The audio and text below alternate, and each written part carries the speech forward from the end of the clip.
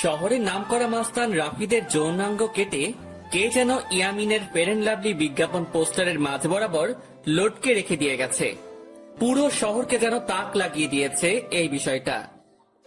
সবাই রাস্তার মাঝে জড়সড় হয়ে বিজ্ঞাপন পোস্টারের দিকে অবাক দৃষ্টিতে তাকিয়ে আছে। কার এত ক্ষমতা বা বুকের পাঠা যে রাফিদের মতো মাস্তানের এমন দুর্ধর্ষ অবস্থা করেছে। আমি কলেজের দিকেই যাচ্ছিলাম, কিন্তু মানুষের হট্টগোল দেখে সেখানেই দাঁড়িয়ে গেলাম। একজন মানুষ থেকে জিজ্ঞেস করলাম, ভাই কি হয়েছে এখানে? আরে ভাই, দেখছেন না কি হয়েছে? শহরের নামকরা মাস্তান রাফিদের যৌনাঙ্গ কেটে কে যেন লটকে রেখেছে ফেয়ার অ্যান্ড লাভলি পোস্টারের মাঝে। শুধু তাই নয়, যে এমনটা করেছে যে তার একটা নামের কোলন ছেড়ে দিয়ে গেছে, যেটাতে লেখা আছে মাফিয়া গার্ল। লোকটার কথা শুনে থতমত খেয়ে গেলাম, কিন্তু লোকটাকে বুঝতে দিলাম না। ভাই, কে এই মাফিয়া গার্ল? তার বিষয়ে কোনো কিছু জানেন কি? ভাই, তার বিষয়ে আমি কেন, শহরের ডিবি পুলিশরাও তার খোঁজ বের করতে পারিনি।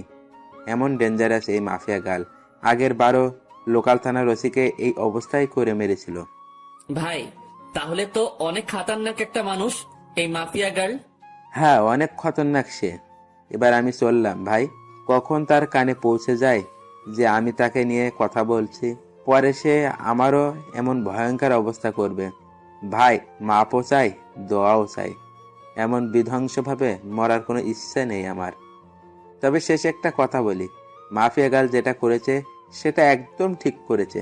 কারণ এই রাফিদ অনেক অত্যাচার করেছে শহরের মানুষকে। এই জালিমের মজা বুঝিয়েছে মাফিয়া গার্ল। লোকটা চলে গেল, আমি এখনো সেখানে দাঁড়িয়ে আছি। আমার মাথায় খালি একটা জিনিসই ঘুরপাক খাচ্ছে, যে এমনটা করেছে তার আসলেই অনেক বড় বুকের পাঠা। কে এই মাফিয়া গার্ল? না, এই মাফিয়া গার্লের সাথে আমি দেখা করব। তখনই কলেজ ফ্রেন্ড শামীম ফোন দিল। কিরে বেটা, তুই কই রে? তাড়াতাড়ি কলেজ যায়। কেন, কিছু হয়েছে নাকি রে? তুই কি রাফিদের বিষয়ে কিছু শুনিসনি? হ্যাঁ, শুনেছি, আর আমি তো সেখানে দাঁড়িয়ে আছি। বাবারে, কি কলিজা মাফিয়া গালের! এমন নাম করা নেতাকে সে এইভাবে কেলিয়ে দিল, আমার তো ভাবতে অবাক লাগছে। আচ্ছা, তুই তাড়াতাড়ি কলেজ যাই। কলেজেও এসব নিয়ে তোলপাড় চলছে, কারণ রাফিদ কলেজ নেতা ছিল। আচ্ছা, আমি আসছি, তুই একটু দাঁড়া। ফোনটা রেখে দিয়ে কলেজের উদ্দেশ্যে রওনা হলাম। মাথায় এখনো মাফিয়া গার্লের বিষয়টা ঘুরপাক খাচ্ছে। মাফিয়া গার্লকে নিয়ে ভাবতে ভাবতে কলেজে চলে গেলাম। কলেজে পৌঁছাতেই দেখি শামীম কলেজের গেইটে দাঁড়িয়ে আছে। যাক, তুই এসেছিস, কিন্তু আজ নাকি ক্লাস হবে না রাফিদের বিষয়টার জন্য। কি এক আতঙ্ক লাগিয়ে দিল মাফিয়া গার্ল! আল্লাহ! হ্যাঁ রে, সেই রকমের আতঙ্ক ছড়িয়ে দিয়েছে মাফিয়া গার্ড। তবে একদিকে ভালোই হয়েছে, রাফিদের মতো জানোয়ারকে সেই সাইজ করেছে।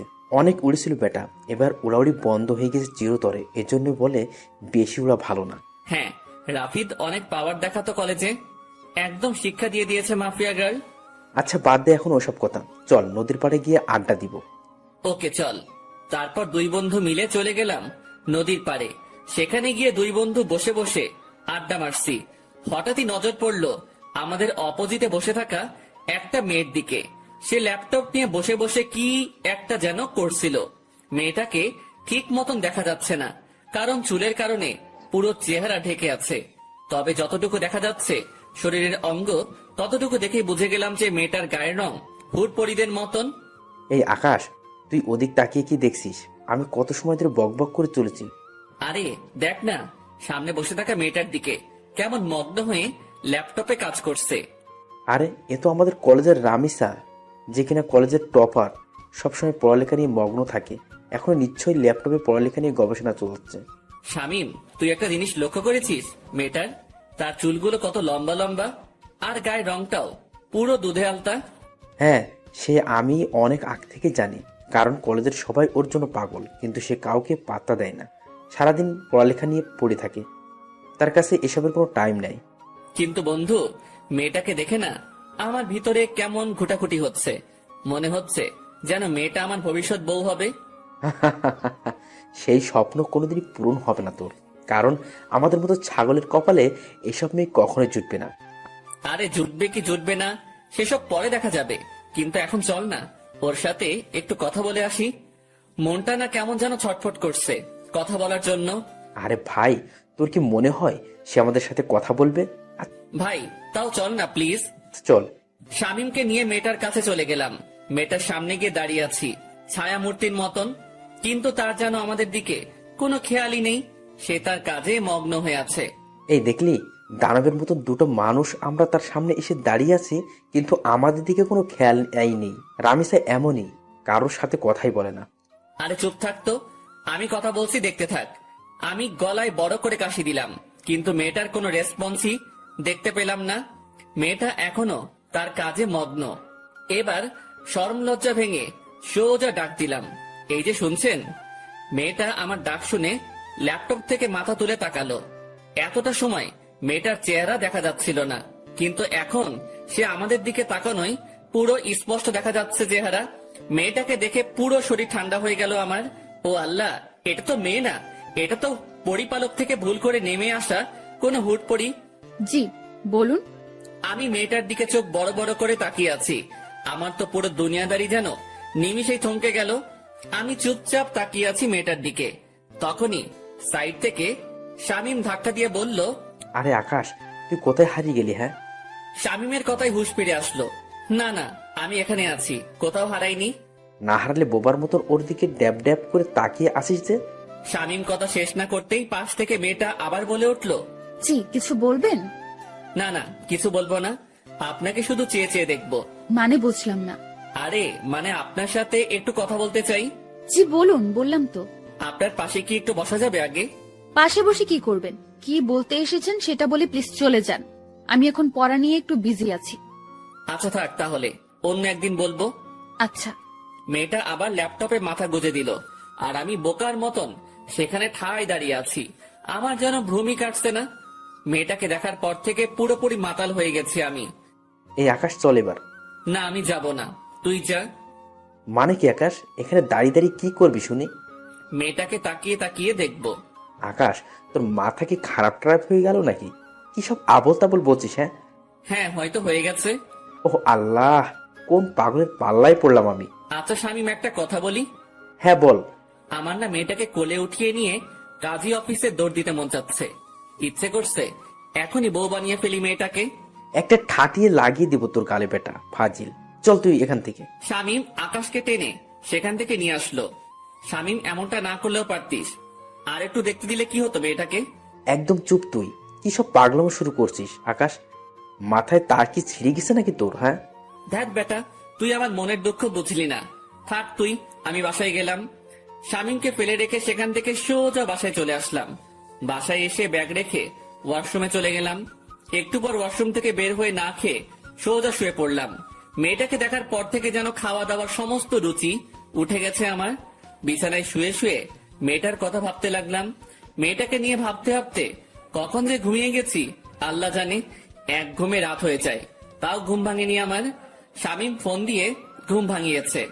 আকাশ তুই কি করছিস রে? আরে ঘুমাচ্ছি। হ্যাঁ, এমনটাই করবি। এদিকে দুনিয়াদারি পুরো ধ্বংস হয়ে যাচ্ছে, আর তুই পরে পরে ঘুমাচ্ছিস বেটা বলদ। আরে কি হয়েছে? তাড়াতাড়ি ইউটিউব ওপেন কর। একটা চ্যানেল থেকে মাফিয়াকার লাইভ এসেছে, আমি তোকে লিংক দিয়ে দিচ্ছি। কি? তাড়াতাড়ি লাফ দিয়ে বিছানা ছেড়ে উঠে পড়লাম। তারপর ফোনের ডাটা অন করে শামীমের দেওয়া লিঙ্কটা থেকে ইউটিউবে প্রবেশ করলাম। ইউটিউবে প্রবেশ করতেই দেখি মাফিয়া গার্ল লাইভে এসেছে। চেহারা দেখা যাচ্ছে না, পুরো মুখ ঢাকা তার। আর তার থেকে বড় কথা, মেকানিক্যাল একটা অটো ভয়েস থেকে সে লাইভে এসেছে। দেখুন, সবার উদ্দেশ্য করেই বলছি, আমাকে ধরা তো দূরের কথা, সেসব কিছু নিয়ে চিন্তা করলেও ঘাট থেকে মস্তক আলাদা করে দিব আমি। আর আজকে লাইভে আসার উদ্দেশ্য হলো নেতা রাফিদের ব্যাপারে কিছু জানানোর আছে আপনাদেরকে। রাফিদ এখনো জীবিত, কিন্তু আজ তার শেষ দিন। আগামীকাল শহরের যে কোনো এক স্থানে রাফিদের লাশ আমি ফেলে রেখে যাব। তার লাশ উদ্ধার করে নিয়ে যাওয়ার অনুরোধ রইল ডিবি পুলিশের কাছে। আর সর্বশেষে আমি আবারও বলছি, মাফিয়া গার্লের সন্ধান কেউ করতে যাবেন না, তাহলে কিন্তু রক্তের বন্যা বয়ে যাবে দেশে। তারপর ধুম করে লাইভ কেটে দিল। মাফিয়া গার্লের সাহস দেখে শুধু অবাক হচ্ছি। না, মাফিয়া গার্লকে যে করেই হোক আমি খুঁজে বের করব। মাফিয়া গার্লের এই লাইভ পুরো দেশে ভাইরাল হয়ে গেল। এক লাইভে যেন পুরো আতঙ্ক ছড়িয়ে গেল মানুষের মনে। সবার মুখে মুখে মাফিয়া গার্ল আর মাফিয়া গার্ল। কে এই মাফিয়া গার্ল? সবার একটাই প্রশ্ন, একটু পর চ্যানেল আর লাইটটা কেটে দিল মাফিয়া গার্ল। পুরো সবকিছু সে ভ্যানিশ করে দিয়েছে। পুরোপুরি উদাও হয়ে গেল সমস্ত কিছু। কিন্তু সবার মুখে মুখেই মাফিয়া গার্লের নাম ছড়িয়ে গেছে। ফেসবুক, টুইটার, যেখানেই যাই সেখানেই মাফিয়া গার্ল নিয়ে পোস্ট। বাপরে বাপ, এটা কি মেয়ে নাকি মানুষরূপী কোনো চিতাবাঘ? আল্লাহ ভালো জানে। এসব নিয়ে ভাবতে ভাবতে আরো কিছু সময় চলে গেল। না, এসব নিয়ে এখন আর ভাবা চলবে না। আগে গিয়ে কিছু খেয়ে নেই। বিছানা ছেড়ে উঠে পড়লাম। তারপর হাত মুখে পানি ছিটা দিয়ে এসে কিছু খেয়ে নিয়ে আবারও ঘুমিয়ে পড়লাম। সকালবেলা ঘুম ভাঙলো ফোনের আওয়াজে। কে যেন কিছু একটা মেইল করেছে। ঘুমের ঘরে ফোনটা হাতে নিয়ে মেইলটা ওপেন করলাম। দেখলাম একটা ভয়েস মেইল। ভয়েসটা প্লে করলাম। প্লে করতেই আমার পুরো হুঁশ উড়ে গেল। আমি এক লাফ দিয়ে সোজা বিছানা ছেড়ে উঠে দাঁড়িয়ে গেলাম। মাফিয়া গার্লের সেই ভয়ঙ্কর আওয়াজে কেউ আমায় মেইল করেছে। বৎস, আমার অস্তিত্ব তালাশ করতে চেও না। আমার অস্তিত্ব তালাশ করতে গেলে নিজের অস্তিত্বই হারিয়ে ফেলবে। ভয়েসটা শুনে থতমত খেয়ে গেলাম। এটা কি করে সম্ভব? মাফিয়া গার্ল আমায় ভয়েস মেইল করেছে। শুধু তাই নয়, আমি মাফিয়া গার্লের তালাশ করছি, সেটা সে জানলো কি করে? বাপরে বাপ, কি ডেঞ্জারাস মেয়ে রে বাবা! আমায় মেইল করে শাসায়। মাথায় তো কিছুই কাজ করছে না ভয়েসটা শোনার পর থেকে। কিন্তু আমি তো থেমে থাকবো না। আমি মাফিয়া গার্লের খোঁজ বের করেই ছাড়বো। সে যত বড় মাফিয়াই হোক না কেন, আমি আকাশও কম না। চুপসে আছি বলে আমাকে ভয় পেতে হবে এমন কোনো কিছুই নয়। মাফিয়া গার্লও জানে না যে আমি কত বড় খেলোয়াড়। যেদিন আমি খেলতে নেমে যাব সেদিন এমন মাফিয়া গার্ল পথে পথে হোঁচট খেয়ে মরবে। এসব নিয়ে চিন্তা ভাবনা করছি। তখনই দেওয়াল ঘড়িটায় 9টা অ্যালার্ম বেজে উঠল। ও আল্লাহ, 9টা বেজে গেছে কখন? আমার তো কলেজ যেতে হবে। তাড়াতাড়ি বিছানা ছেড়ে উঠে পড়লাম। তারপর ফ্রেশ হয়ে হালকা পাতলা কিছু নাস্তা করে কলেজের উদ্দেশ্যে রওনা হলাম। হেঁটেই রওনা হয়েছি। আরে ধুর, আমার পরিচয় দিতে তো ভুলেই গেছি সবাইকে। চলেন পরিচয় পর্বটা শেষ করে ফেলি। আমি বরাবরের মতোই আকাশ, আপনাদের সাথে আছি। পড়াশোনার সুবাদে শহরে আলাদা বাসা নিয়ে থাকি।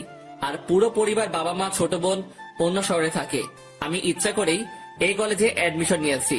ইচ্ছা করে বলতে একটা রিজন আছে এই কলেজে অ্যাডমিশন নেওয়ার, সেটা গল্পের সাথে থাকলে জেনে যাবেন।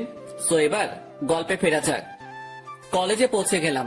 কলেজে পৌঁছাতেই দেখি গতকালে সেই রামিসা মেয়েটা গাছতলায় বসে বসে বই একটা হাতে নিয়ে পড়ছে। কোনো কিছু না ভেবে মেয়েটার দিকে এগিয়ে গেলাম, কারণ এখনো ক্লাস শুরু হয়নি।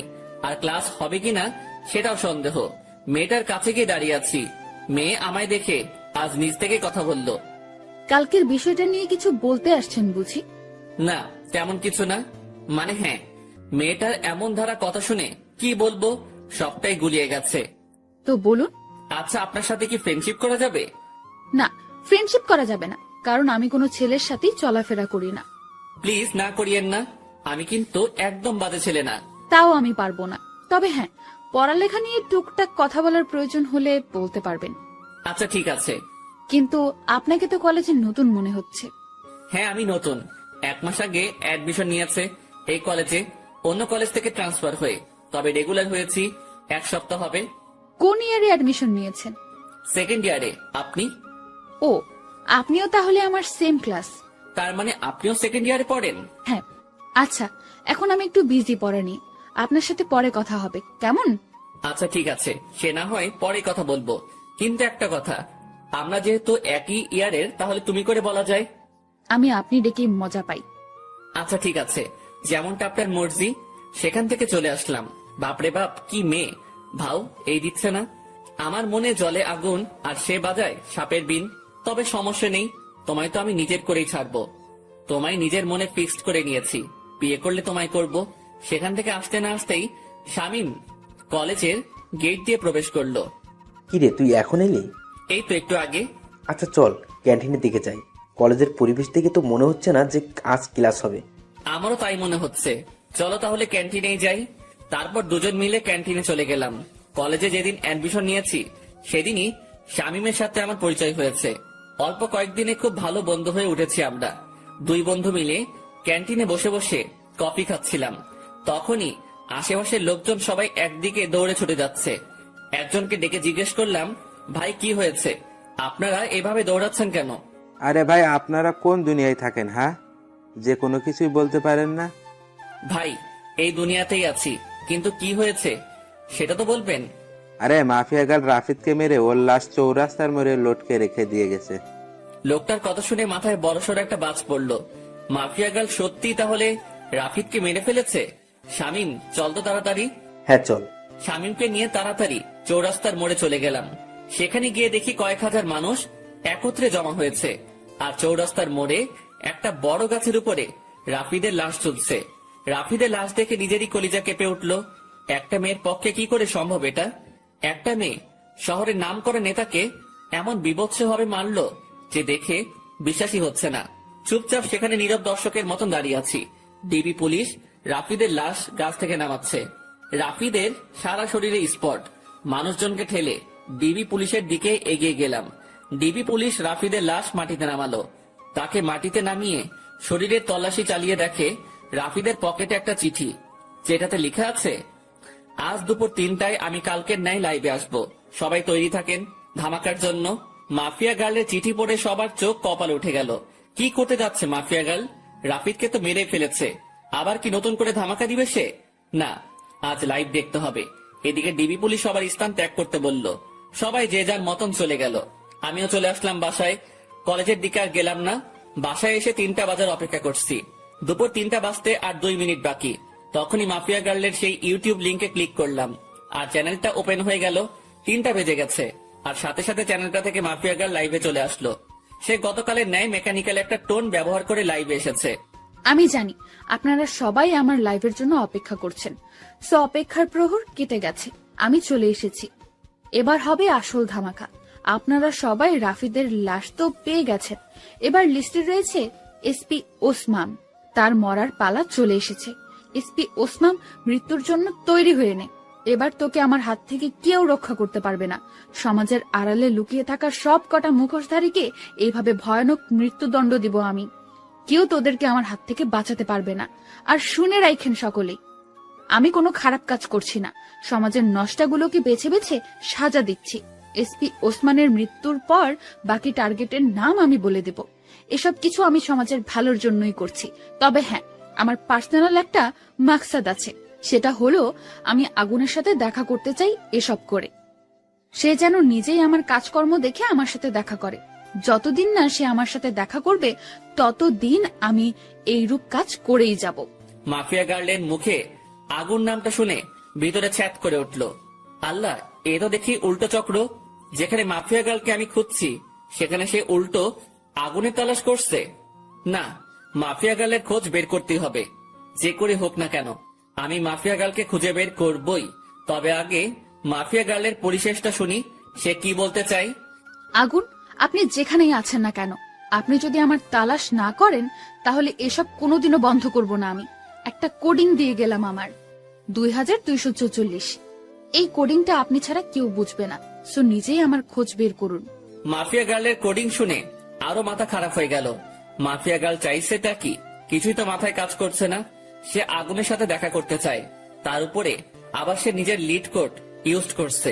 মাথা তো পুরো কাজ করা বন্ধ করে দিয়েছে, আর কিছুই যেন ভাবতে পারছি না। মাথা পুরো জ্যাম হয়ে গিয়েছে। মাফিয়া গার্ল লাইভ কেটে দিয়ে বের হয়ে গিয়েছে। এদিকে আমার মাথায় প্যাটার্ন পড়ে গেছে, মস্তিষ্ক পুরো নিস্তেজ হয়ে গেছে আমার। না, আর না, আগে নিজেকে একটু রিল্যাক্স করি, পরে না হয় মাফিয়া গার্লকে নিয়ে ভাবা যাবে। ডাটা অফ করে দিয়ে শুয়ে পড়লাম। এখন একটু ঘুমাবো, পরে না হয় ঘুম থেকে উঠে বিষয়টা নিয়ে ভাবা যাবে। যেমন ভাবা তেমন কাজ, সব চিন্তা একপাশে রেখে ঘুমিয়ে পড়লাম। বিকাল বেলায় ঘুম থেকে উঠে বাহিরে চলে গেলাম। মাথা কেমন যেন ভারী হয়ে আছে। তাড়াতাড়ি কাকুর দোকানে যেতে হবে আমার, না হয় মাথা ঠিক হবে না। ওনার দোকানে গিয়ে চা খেয়ে আগে মাথা ঠিক করতে হবে। কাকুর দোকানে গিয়ে চায়ের অর্ডার করলাম। মাথার জ্যাম মোটামুটি ছুটেছে মনে হচ্ছে। চা খেয়ে শরীরটা চাঙ্গা লাগছে একটু। হ্যাঁ, এবার শান্ত মাথায় ভাবি মাফিয়া গার্লের কথা। আচ্ছা, মাফিয়া গার্ল আমার খোঁজ কেন করছে?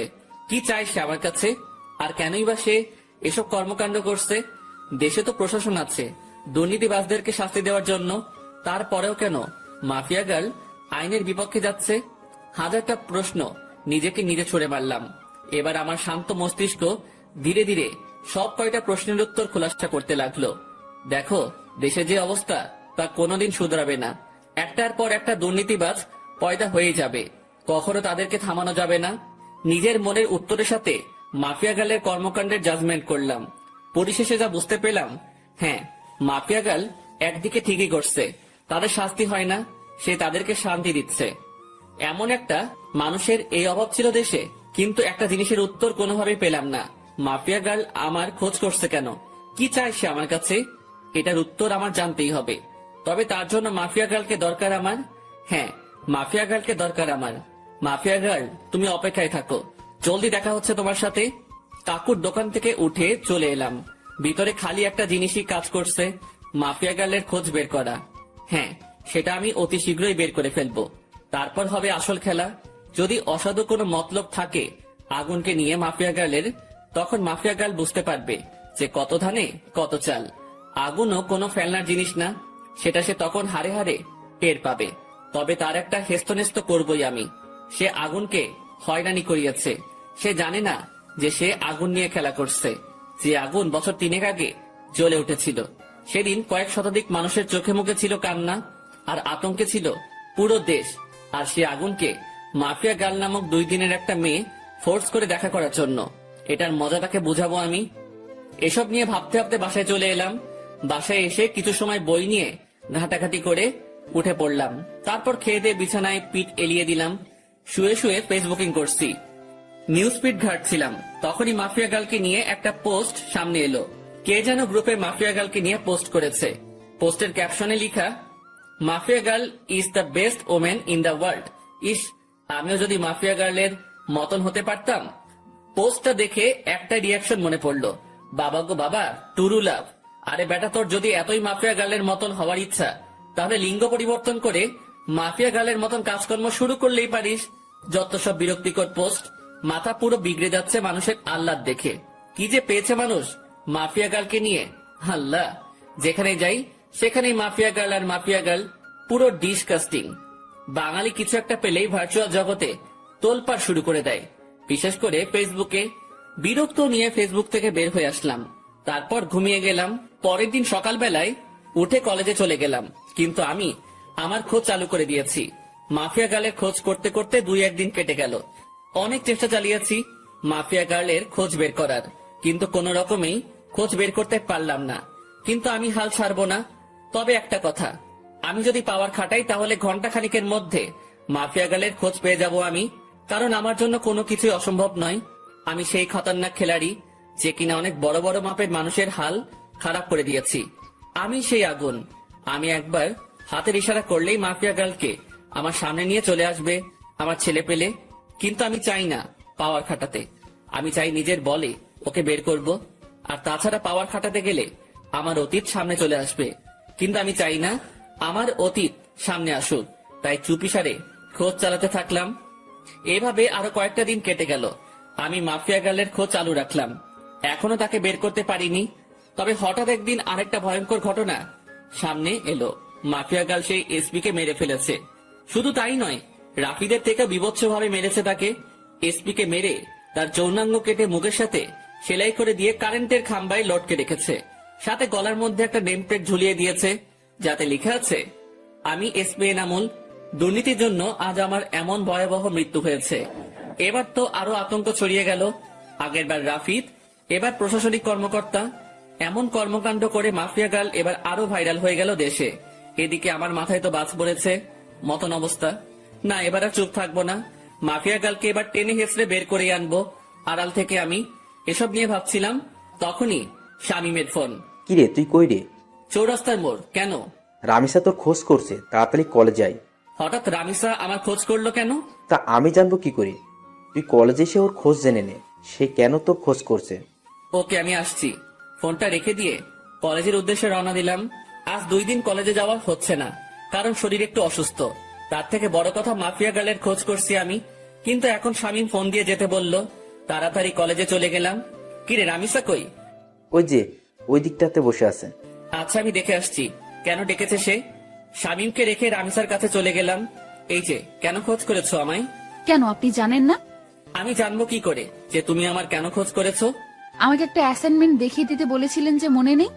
সেটা আমি করে এনেছি বাসা থেকে। Oh my god, Ramisa, sorry sorry sorry. আমি আসলে সত্যিই ভুলে গিয়েছিলাম জিনিসটা। পাঠকটা হয়তো ভাবছেন যে তাকে আমি কখন অ্যাসাইনমেন্ট দেখিয়ে দিতে বলেছি আর তার সাথে আমার কথা হলো কি করে। আসলে হলো যে সে আমায় যখন বলেছে পড়াশোনার বিষয় নিয়ে চাইলে বন্ধুত্ব করতে পারে সে, তারপর তার সাথে আমি সেই রূপ বন্ধুত্ব করি। কারণ কোনো কিছু হতে হলে তার সাথে আগে মিশতে হবে আমাকে, তাই আমি পড়াশোনার বাহানা দিয়ে তার সাথে মিশেছি। অনেক কষ্ট হয়েছে তার সাথে মিশতে। শুরুতে তো রাজি হয়নি, পরে পড়াশোনার বুঝিয়ে নেওয়ার বাহানা করে মিশেছি। এই যে কি হলো, চুপ হয়ে গেলেন যে? আরে না, তেমন কিছু না। আচ্ছা নেন খাতাটা, এটার মধ্যে আমি করে দিয়েছি। অনেক অনেক ধন্যবাদ রামিসা। তারপর রামিসার হাত থেকে খাতাটা নিলাম, কিন্তু হঠাৎ চোখ গেল তার হাতের আঙুলের দিকে। আঙুলের পাশে একটা সামান্য করে কালো দাগ, যেই দাগটা আমার মোটামুটি পরিচিত। কার হাত যেন দেখেছি আমি এমন একটা কালো দাগ। দেবাঙ্গে প্রেসার দিলাম, তখনই মনে পড়লো মাফিয়া গার্ল যখন লাইভ এসেছিল তখন তার হাতেও এমন একটা কালো দাগ ছিল। যদিও তার চেহারা কালো কাপড়ে ঢাকা ছিল, কিন্তু আঙুলের পাশের কালো দাগটা স্পষ্ট দেখা গিয়েছিল। মাথা পুরো চক্কর দিয়ে উঠলো জিনিসটা ভাবতেই। তার মানে কি এই রামিসাই সেই মাফিয়া গার্ল? ভিতরে ভিতরে কৌতূহল কাজ করছে একটা। না, কৌতূহল আর পুষে রাখবো না। সোজা রামিসাকে জিজ্ঞেস করলাম, রামিসা তোমার হাতে ওটা কিসের দাগ? রামিসা আকাশের কথা শুনে থতমত খেয়ে যায়। কিসের দাগ? হাতের আঙুলের পাশে একটা কালো দাগ দেখলাম। আমি সেটার কথা বলছি। আমার কথা শুনে রামিসা কেমন যেন ঘাবড়ে গেল। না না, ওটা কিছু না, এমনিতেই চোট লেগেছিল ছোট থাকতে আমার, তখন এই আঙ্গুলের পাশে কালো স্পটটা পড়েছে। ও, কিন্তু দাগটা না আমার বেশ পরিচিত। আরে কি বলছেন এসব? হ্যাঁ, আমার হাতের স্পট আপনার পরিচিত হবে কি করে? আপনার কি মাথা গেছে নাকি? হ্যাঁ না, মাথা যায়নি। আচ্ছা থাক, বাদ দাও এখন এসব কথা। এখন ওঠা যাক, কারণ অ্যাসাইনমেন্ট করে দিয়েছো, সেটা বাসায় গিয়ে খাতায় উঠাতে হবে। আচ্ছা ঠিক আছে, আপনি যান, আমি আরো কিছু সময় এখানেই বসে পড়বো। আচ্ছা। তারপর সেখান থেকে চলে এলাম, কিন্তু মনের ভিতর কেমন যেন একটা খটকা লাগছে। মাফিয়া গার্লের হাতে যেমন কালো দাগ, ঠিক তেমন কালো দাগ রামিসার হাতে। এটা কি করে সম্ভব? আর তাছাড়া রামিসার সাথে কথা বলার সময় লক্ষ্য করেছি সে কেমন যেন ঘাবড়েছিল। সে যদি সত্যি মাফিয়া গার্ল না হয় তাহলে ঘাবড়েছিল কেন? দূর, মাথায় কিছুই কাজ করছে না। না, এসব নিয়ে আর ভাবতে পারছি না। এবার আড়াল থেকেই মাফিয়া গার্লের তালাশ করব। এসব নিয়ে ভাবতে ভাবতে হাঁটছিলাম, তখনই শামীম ডাক দিল। সে আমার জন্য গেটের সামনে দাঁড়িয়ে অপেক্ষা করছিল। কি রে, কেন ডেকেছে রামিসা তোকে?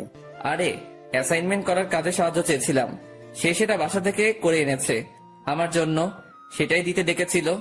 ও ভালো, কিন্তু আকাশ, আমার না একটা জিনিস খটকা লাগে। মেয়েটা কেমন যেন অদ্ভুত, কেমন সারাদিন পড়ালেখা নিয়ে ডুবে থাকে, কারোর সাথে তেমন মেশে না, সবসময় একা একা থাকে। কিন্তু এটার রিজন কি? এটার পিছনে হয়তো বড় কোনো রহস্য লুকিয়ে আছে। কারণ দেখ, যারা সবসময় চুপচাপ থাকে তারাই কিন্তু পরবর্তীতে গিয়ে ক্রিমিনাল বের হয়। হ্যাঁ, আমারও খটকা লাগে জিনিসটা নিয়ে, তবে আমরা পজিটিভ ভাবে নিলেই পারি। হয়তোবা সেই জীবনে অনেক বড় ধাক্কা খেয়েছে, তাই এমন নিশ্চুপ হয়ে গেছে। হ্যাঁ, হতেই পারে। আচ্ছা ছাড় এখন এসব কথা, চল বাসার দিকে রওনা দিই। ওকে চল। শামীমের সাথে কথা বলে বাসায় চলে গেলাম। সে তার বাসায় গিয়েছে, আর আমি আমার বাসায়। বাসায় এসে ফ্রেশ হয়ে খেয়ে নিলাম। হোটেলের বয় এসে খাবার রেখে দিয়ে চলে গেছে। খেয়ে দিয়ে বিছানায় গায়ে দিয়ে দিলাম। ফোনটা হাতে নিয়ে ডাটা অন করলাম, ফেসবুকিং করব একটু। কিন্তু অবাক কাণ্ডটা তখনই ঘটলো যখন আমি ফেসবুক অ্যাপসটাতে প্রবেশ করলাম। আমার ফেসবুক অ্যাকাউন্ট অন্য কেউ কন্ট্রোলে নিয়ে নিয়েছে, তবে আমি ফেসবুকে প্রবেশ করলাম ইজিলি ভাবে। আমার অ্যাকাউন্ট অন্য কারো কন্ট্রোলে, সেটা শিওর হলাম মেসেঞ্জার দেখে। আমার নিজের ইনবক্সে অটোমেটিক মেসেজ আসছে। কি রে, অনেক উড়াউড়ি করছিস মনে হয়। মানে বুঝলাম না, আপনি কে আর আমার আইডি কেন হ্যাক করেছেন? আমি কে সেটা আমার কথা শুনেই বুঝে যাবি। আর আইডি হ্যাক করেছি তোর 12টা বাজাতে। মানে আমি আপনার কি ক্ষতি করেছি যে আপনি আমার 12টা বাজাতে আমার আইডি হ্যাক করেছেন? তুই আমার পিছু কেন লেগেছিস? কি মনে করিস তুই নিজেকে? হ্যাঁ, লুকিয়ে খুঁজে বের করে ফেলবি? এত সহজ সবকিছু? কথা শুনে বুঝতে বাকি নাই যে মাফিয়া গার্ল আমার অ্যাকাউন্ট হ্যাক করে নিজের আয়ত্তে নিয়ে নিয়েছে। তাড়াতাড়ি সেটিংসে চলে গেলাম। সেখানে গিয়ে ইনফরমেশন চেক করে দেখি আমার সমস্ত কিছু মাফিয়া গার্ল পরিবর্তন করে ফেলেছে। নাম্বার, জিমেল সবকিছু পরিবর্তন করে নিজের মেইল বসিয়ে দিয়েছে। আরে সেটিং এ গিয়ে কোনো লাভ নাই, সবকিছু আমার আয়ত্তে। তোর অ্যাকাউন্ট পুরোপুরি ভাবে হ্যাক করে নিয়েছি আমি। তাহলে আমি আইডিতে প্রবেশ করলাম কি করে? আমি চেয়েছি তাই তুই প্রবেশ করতে পেরেছিস, কারণ আমি সবকিছু পরিবর্তন করলেও CLI লগ আউট মারিনি, তাই তুই প্রবেশ করতে পেরেছিস। মানেননি কেন? কারণ আমি চেয়েছিলাম তোর সাথে কথা বলবো, তাই তোর আইডি আয়ত্তে নিয়ে তোর নিজের ইনবক্সেই তোর সাথে কথা বলছি। এত ওরা ভালো না, মাথায় রাখবেন। যেই পাখির ডানা বেশি বড় হয়ে যায় সেই পাখির উঠতে সমস্যা হয়। উঠছিস তো তুই নিজে, তুই আমার খোঁজ করতে উঠে পড়ে কেন লেগেছিস? কি মরার শখ গজিয়েছে? অসাধারণ জোকস, হাসি আসলো আপনার কথা শুনে। হাসি বের করে দিব, টেনশন নিস না। মরার জন্য এত উতাল পাতাল হচ্ছিস তো, সেই শখ আমি পূরণ করে দেব। সবে মাত্র অ্যাকাউন্ট হ্যাক করেছি, আর একটু ধৈর্য ধর, তারপর তুই নিজেই হ্যাক হয়ে যাবি। এই জোকসটা আরো সেরা ছিল, তবে আমার একটু হাসি আসেনি এবার, কারণ এমন আবাল সাবাল আমি গুনি না। আর আপনি যত বড় মাফিয়া হন না কেন, সেসব আমার দেখার বিষয় না। সো আমার ভয় দেখাতে আসিয়েন না। আপনার মতন অনেক বড় বড় খিলাড়ি দেখেছি আমি।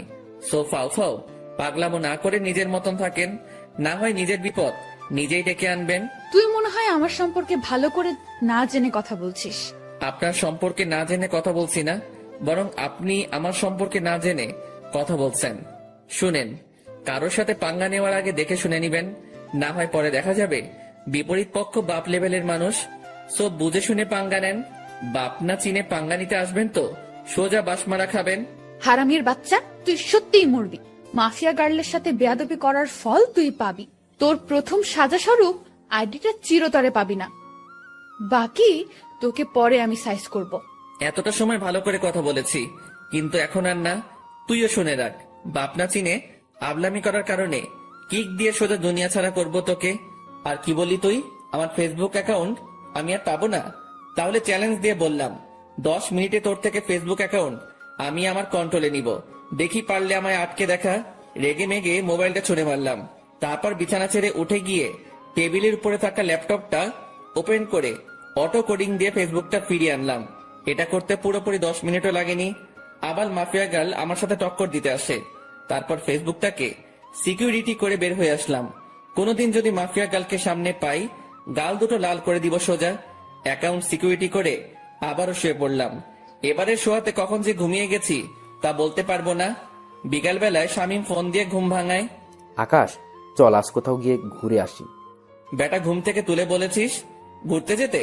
কত আরামের ঘুমটাই না গিয়েছিলাম। এই রাখ তোর ঘুম, 10 মিনিটের মধ্যে তামান্না আবাসিকের সামনে আসবি। শালা গরু, ঘুমটাই মাটি করে দিয়েছিস পুরো। ওকে দাঁড়া, আসছি। তারপর ফোন রেখে দিয়ে গায়ে শার্ট লাগিয়ে নিলাম। তারপর জায়গা মতন চলে গেলাম। সেখানে গিয়ে দেখি শামীম আগে থেকে হাজির। বাহ, মহারাজ এসেছেন। তোর বেটা, শান্তির ঘুমটা শেষ করলি আমার।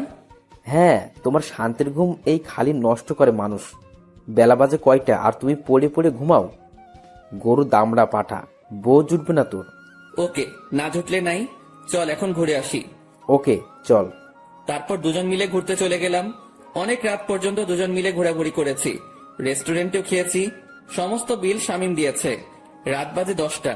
ঘোরাঘুরি শেষ করে দুজন দুজনের বাসায় চলে এলাম। বাসায় এসে হাত মুখ ধুয়ে ফ্রেশ হয়ে শুয়ে পড়লাম। শরীর অনেক ক্লান্ত, তাই শুতেই ঘুমিয়ে গেছি।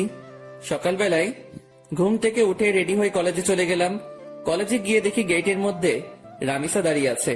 সে আমাকে দেখতে পেয়ে, যাক, ভালোই হয়েছে, চলেন আমার সাথে, আমার কিছু কথা আছে। বাহ, আজ সূর্য কোন দিকে উঠেছে। আচ্ছা চলো। দুজনে একপাশে চলে গেলাম। হ্যাঁ, এবার বলো। আমি আপনার সাথে বন্ধুত্ব করতে চাই। রামিসার কথা শুনে সত্যি মনে হচ্ছে সূর্য আজ উল্টো দিকে ধরে উঠেছে। এই এই কি হয়েছে বলো তো? তুমি আজ নিজ থেকে আমার সাথে ফ্রেন্ডশিপ করতে চাইছো, কারণ কি? তুমি তো পড়ার বিষয় ছাড়া কোনো কিছু নিয়ে কথা বলতে বারণ করেছো। দেখুন, আসলে আমার জীবনে অনেক বড় একটা ধাক্কা খেয়েছি আমি, তাই কাউকেই আর বিশ্বাস করতে পারি না আমি। অনেক ভয় হয় আমার, কিন্তু আপনাকে আমার অনেক বিশ্বাস হয়, তাই আমি আপনার সাথে বন্ধুত্ব করতে চাই। কি নিয়ে ধাক্কা খেয়েছো? তা না হয় পরে কোনো একদিন বলবো না। এখন কি বন্ধুত্ব করবেন আমার সাথে? আচ্ছা। আচ্ছা মানে কি ধরে নিব আমি? বন্ধুত্ব করেছেন? হ্যাঁ, কিন্তু তাহলে তুমি আমায় আপনি বলতে পারবে না, তুমি করে বলতে হবে। ওকে, আপনি বলবো না, তুমি করেই বলবো। রামিসার সাথে বন্ধুত্ব হয়ে কি যে খুশি লাগছে তা বলে বোঝাতে পারবো না, কারণ ভালোবাসার প্রথম ধাপ বন্ধুত্ব। রামিসার সাথে আমার সেটাই হয়েছে। এর মাঝে কয়েকটা দিন কেটে গেছে। ধীরে ধীরে দুজনের বন্ধুত্ব আরো গভীর হয়ে গেল। দুজন দুজনের অনেকটা ক্লোজ চলে এসেছি। সে আমার সাথে বন্ধুর মতোই আচরণ করে, কিন্তু আমার আচরণে তাকে যে আমি ভালোবাসি সেটা তাকে বোঝানোর ট্রাই করি। তবে সবকিছুর ভিড়ে মাফিয়া গার্ল আমার মন থেকে সরেনি। তাকে এখনো খোঁজ করে বেড়াচ্ছি আমি, কিন্তু কোনো খোঁজই পাইনি তার। তবে রামিসাকে আমার কিছুটা সন্দেহ হয়, কারণ তার হাতের কালো দাগটা মাফিয়া গার্লের সাথে মিলে। কিন্তু তাকে কখনো আমি কিছু জিজ্ঞেস করিনি, কারণ সে যদি না হয় পরে আরেক বিপাকে পড়তে হবে আমাকে। তবে যেদিন সত্যি মাফিয়া গার্লের খোঁজ পাবো সেদিন তাকে ধরবো। সেটা যদি রামিসাও হয় তাহলেও তাকে ধরবো। এভাবেই দিন কাটতে থাকে। একদিন সকালবেলা ঘুম থেকে উঠে কলেজে যাওয়ার জন্য ফ্রেশ হচ্ছি। ব্রাশ হাতে নিয়ে ওয়াশরুমে দাঁড়িয়ে দাঁড়িয়ে দাঁত ব্রাশ করছিলাম। হঠাৎই ওয়াশরুমের আয়নায় কিছু একটা চোখে পড়লো। ভালো করে লক্ষ্য করে দেখলাম আমার পিছন বরাবর মাস্ক পরে কেউ একজন দাঁড়িয়ে আছে। মাস্ক আর চেহারার আকৃতি দেখে বুঝতে বাকি রইল না আমার যে আমার পিছনে মাফিয়া গার্ল দাঁড়িয়ে আছে। আজ মাফিয়া গার্লের শেষ দিন, কেমন ঘটিয়ে দিব। আজ মাফিয়া গার্লের সাথে সাথে ঘাড় ঘুরিয়ে পিছনে তাকালাম, কিন্তু অবাক করা বিষয়, পিছনে কাউকে দেখতে পেলাম না। মিনিটের মধ্যে মাফিয়া গার্ল যেন কোথায় হাওয়া হয়ে গেল। কিরে, গেল কোথায় সে? সারা ওয়াশরুম চোখ বুলিয়ে দেখতে লাগলাম, কিন্তু কোথাও মাফিয়া গার্লকে দেখতে পেলাম না। মিনিটের মধ্যে কোথাও উদা হয়ে গেলাম মাফিয়া গার্ল। মাথায় তো কিছু খেলছে না। চার দেওয়ালের মাঝ থেকে হাওয়া কি করে হয়ে গেল সে? মাফিয়া গার্ল কি সত্যি এখানে এসেছিল, না আমি চোখে ধাঁধা খেয়েছি? নিজেকে চিমটি কেটে দেখলাম, না সত্যি তো এখানে কেউ নাই। তার মানে আমি ধাঁধা খেয়েছি। উফ আল্লাহ, এই মাফিয়া গার্লকে যে আমি কি করব তা আমি নিজেও জানি না। খালি সময়ের অপেক্ষায় আছি, সময়টা হোক একবার। তারপর তাড়াতাড়ি ফ্রেশ হয়ে বের হয়ে এলাম ওয়াশরুম থেকে। তারপর নাস্তা করে কলেজের উদ্দেশ্যে রওনা হলাম। কলেজে পৌঁছে রামিসার সাথে ক্লাসে চলে গেলাম। শামীম আজ কেন জানি কলেজে আসেনি। আমি আর রামিসা ক্লাস শেষ করে আড্ডা দিতে বসলাম একটা নির্জন জায়গায়। আচ্ছা আকাশ, তোমায় একটা কথা বলি আমি। হ্যাঁ বলো। আচ্ছা, কোনোদিন যদি আমার সম্পর্কে এমন কোনো কিছু শোনো তুমি, যেটা তুমি কোনোদিন আমার থেকে এক্সপেক্ট করনি। মানে কি, বুঝলাম না। আরে তেমন কিছু না, এমনিই বলো যে তখন তোমার রিয়েকশন কেমন হবে। অবাক করা কোনো কিছু শুনলে তো অবাকই হব, কিন্তু কি শুনবো সেটা তো বলো। আরে বললাম তো তেমন কিছু না, এমনি মনে হলো কথাটা মনের মধ্যে, তাই জিজ্ঞেস করলাম। রামিসা, তোমার একটা কথা বলি প্লিজ, আমার থেকে কখনো কোনো কথা লুকিও না তুমি, কারণ তুমি জানো না যে তোমার জন্য আমার মনে কতটুকু জায়গা রয়েছে। না, লুকাবো না কোনো কথা। আচ্ছা রামিসা, আরেকটা কথা, আমি চাই তুমি আমার সাথে সারা জীবন থাকো। সারা জীবন কি করে থাকবো? আজ না হয় একই সাথে পড়ে দেখে এতটা মিল মহব্বত, কিন্তু একদিন না একদিন তো ছেড়ে যেতেই হবে। রামিসার কথা শুনে কলিজাটা মোচড় মেরে উঠল। আমি যেন কথাটা শোনার জন্য প্রস্তুত ছিলাম না। না, যত যাই হোক, রামিসা আমায় ছেড়ে যেতে পারে না। আমি আমার জীবনের বিনিময় হলেও তাকে আটকে রাখবো আমার কাছে। খপ করে রামিসার হাত চেপে ধরলাম। আই আকাশ, কি করছো কি? রামিসা, না, তুমি আমায় ছেড়ে কখনো কোথাও যাবে না। আমি তোমায় কোথাও যেতে দিব না। যেদিন তোমায় প্রথম দেখি সেদিনই ভালোবেসে ফেলি তোমায়। প্লিজ, তুমি আমায় ছেড়ে কোথাও যাবে না। আই আকাশ, তোমার কি মাথা টাথা খারাপ হয়ে গেল নাকি? কি সব আবল তাবল বকতেছো? না, আমার মাথা খারাপ হয়নি। Ramisa, I love you. আমি তোমায় সত্যি অনেক বেশি ভালোবাসি। আকাশ, তোমার সত্যিই মাথা খারাপ হয়ে গেছে। তুমি আমার ব্যাপারে কোনো কিছুই জানো না, তা না জেনেও পাগলামি করছো। যখন সবটা জানবে তখন তুমি আমার চেহারাও দেখতে চাইবে না। না, আমি এত কিছু শুনতে চাই না। আমি ব্যাস তোমাকে চাই, আর কিছু দেখার সময় নেই আমার। আকাশ, আমি তুমি ক্ষমা করো, আমি তোমাকে ভালোবাসতে পারবো না। তবে হ্যাঁ, তোমার ব্যাপার নিয়ে ভেবে দেখব। যদি মন থেকে কোনো সাড়া পাই তাহলে হ্যাঁ করব তোমাকে, কিন্তু আমার মনে হয় না যে আমার মন হ্যাঁ করবে, কারণ আমার জীবনের অনেক বড় একটা মাকসাদ আছে। আমার ফোকাস শুধু সেটা নিয়ে। এর মধ্যে নতুন করে প্রেম ভালোবাসা জন্ম নেবে না কখনো। রামিসা কি সব মাকসাদের কথা বলছে, কিন্তু আমার তো তাকে চাই, শুধুই তাকে চাই। না, আমি রামিসাকে নিজের করেই ছাড়বো, সেটা যে কোনো কিছুর বিনিময় হোক। দরকার হয় আমার পুরনো রূপ ধারণ করব, তাও আমি রামিসাকে নিজের করে ছাড়বো। রামিসা, তোমার যত সময় লাগে তুমি নাও, তাও প্লিজ আমার তোমাকেই চাই। আকাশ, আমি বললাম তো আমি ভেবে দেখবো। প্লিজ এমন পাগলামো করো না। আচ্ছা ঠিক আছে। হ্যাঁ চলো, এবার উঠা যাক, অনেকটা সময় হয়েছে, বাসায় যাওয়া দরকার। হ্যাঁ চলো। তারপর রামিসাকে বিদায় দিয়ে বাসায় চলে আসলাম। বাসায় এসে ফ্রেশ হয়ে খেয়ে দিয়ে নিত্যদিনের রুটিন ফ্লো করলাম। শুয়ে শুয়ে কিছুটা সময় ফেসবুকিং করব, তারপর ঘুমিয়ে পড়ব। আজকেও একটা অবাক করা কাণ্ড ঘটলো ফেসবুকে ঢোকার সাথে সাথে। আজকে মাফিয়া গার্ল আমার ফেসবুক অ্যাকাউন্ট হ্যাক করার চেষ্টা করেছে, কিন্তু করতে পারিনি, কারণ আমি টাইট সিকিউরিটি করে রেখেছি। কারোর বাপের সাধ্য নাই যে আমার অ্যাকাউন্ট হ্যাক করবে এখন। তৎক্ষণাৎ একটা মেইল আসলো মাফিয়া গার্ল নামক একটা ব্ল্যাঙ্ক জিমেইল থেকে। নিজেকে অনেক বড় কিছু ভাবিস তুই, আমিও দেখবো তুই কতদিন নিজেকে গুটিয়ে রাখতে পারিস। মেইলটা দেখে চরম লেভেলের মেজাজ খারাপ হয়ে গেল। ইচ্ছে করছে মাফিয়া গার্লকে ধরে এনে কানের নিচে কয়েকটা লাগিয়ে দেই, কিন্তু তাকে পাবো কোথায়? তার কোনো ইনফরমেশনই তো আমার কাছে নেই। এদিকে রাগের মাত্রা আরো দ্বিগুণ হয়ে গেল। দাঁড়া, আজ তোর 12টা বাজাচ্ছি, এমন গালি দিব তোকে তুই নিজে এসেই আমার কাছে ধরা দিবি। মাফিয়া গার্লের সেই জিমেলটাতে ক্লিক করলাম। জিমেলটাতে ক্লিক করতে সেটা উদাও হয়ে গেল, এরর দেখাচ্ছে। জিমেলটাতে ক্লিক করার পর আমার বুঝতে বাকি নেই যে সে আমায় ব্ল্যাঙ্ক জিমেল থেকে মেইল করেছে, যেটা মিনিট কয়েকের মধ্যে এরর হয়ে যায়। এটা দেখে আরো রাগ উঠে গেল। এবার আর নিজেকে কন্ট্রোল করে রাখতে পারলাম না, সাথে সাথে নিলয়কে ফোন দিলাম। হ্যাঁ ভাই বলেন। কাল সকালের আগে মাফিয়া গার্লের ডিটেলস এনে দিবি আমায়। ভাই এই কাজটা আমার দ্বারা হবে কিনা জানি না, তবে আমি আমার সবটা দিয়ে ট্রাই করব। আমি পারিসনি এই শব্দটি শুনতে চাই না, আমার মাফিয়া গার্লের ডিটেলস চাই, ওর রক্ত চুষবো আমি। তারপর ফোনটা রেখে দিলাম। মাফিয়া গার্ল এবার পালিয়ে যাবি কোথায় সেটা আমিও দেখব। তারপর সারা শরীর ভরা রাগ নিয়ে ঘুমিয়ে পড়লাম। বিকেল বেলায় ঘুম থেকে উঠে ফ্রেশ হয়ে কাকুর দোকানে চলে এলাম। কাকুর দোকানে বসে চা খাচ্ছি, তখনই পাশের কয়েকজন মানুষ বসে আলোচনা করছিল। আজ মাফিয়া গার্ল নাকি আবার লাইভে এসেছিল। লাইভে এসে শহরের নামকরা পলিটিশিয়ান ওবায়দুলকে নেক্সট টার্গেট বলে ঘোষণা করেছে। শুধু তাই নয়, আজও নাকি সে আগুনকে একটা মেসেজ দিয়েছে। আগুন যদি অতি শীঘ্রই তার সাথে যোগাযোগ না করে, তাহলে সে শহরের সব কয়টা দুর্নীতিবাজকে একে একে মেরে ফেলবে। লোকগুলোর মুখে এসব শুনে মাথায় তো পুরো বাজ পড়েছে মতো অবস্থা। মাফিয়া গার্ল লাইভে এসে এত কিছু বলে গেল, অথচ আমি ঘুমিয়ে পুরো দুনিয়াদারি লাঠে উঠিয়ে দিয়েছি। না, এবার তো কোনো হ্যাস্ত করতে হবে, কারণ আমার জানা মতে ওবায়দুল তো কোনো খারাপ পলিটিশিয়ান না। তাকে কেন টার্গেট বানিয়েছে সে? আগে যাদের মেরেছে তারা না হয় খারাপ ছিল, কিন্তু ওবায়দুল তো তাদের মতন না। এসব নিয়ে ভাবছিলাম, তখনই একটা পরিচিত নাম্বার থেকে ফোন এলো। বাবা কেমন আছিস? হ্যাঁ মা ভালো, তুমি কেমন আছো? তোকে ছাড়া কি করে ভালো থাকি বল? সেই কবে বাড়ি ছেড়েছিস? আজ কতদিন হলো তোকে দেখি না। মা, তোমার ছেলে মানুষ হওয়ার জন্য খারাপ, মা হলো ছেড়েছে, তাতে কষ্ট পাওয়ার কি আছে? তোমাদের তো আরো খুশি থাকার কথা। সে যাই হোক না কেন, কিন্তু কোনো মা তার সন্তানকে এতদিন না দেখে ভালো থাকতে পারে? মা প্লিজ মন খারাপ করিও না, আমি খুব তাড়াতাড়ি বাড়িতে আসবো। বাবা খুব তাড়াতাড়ি না, কালকে তুই বাড়িতে আয়। মা কাল কি করে আসবো বলো, আমার ক্লাস চলছে তো।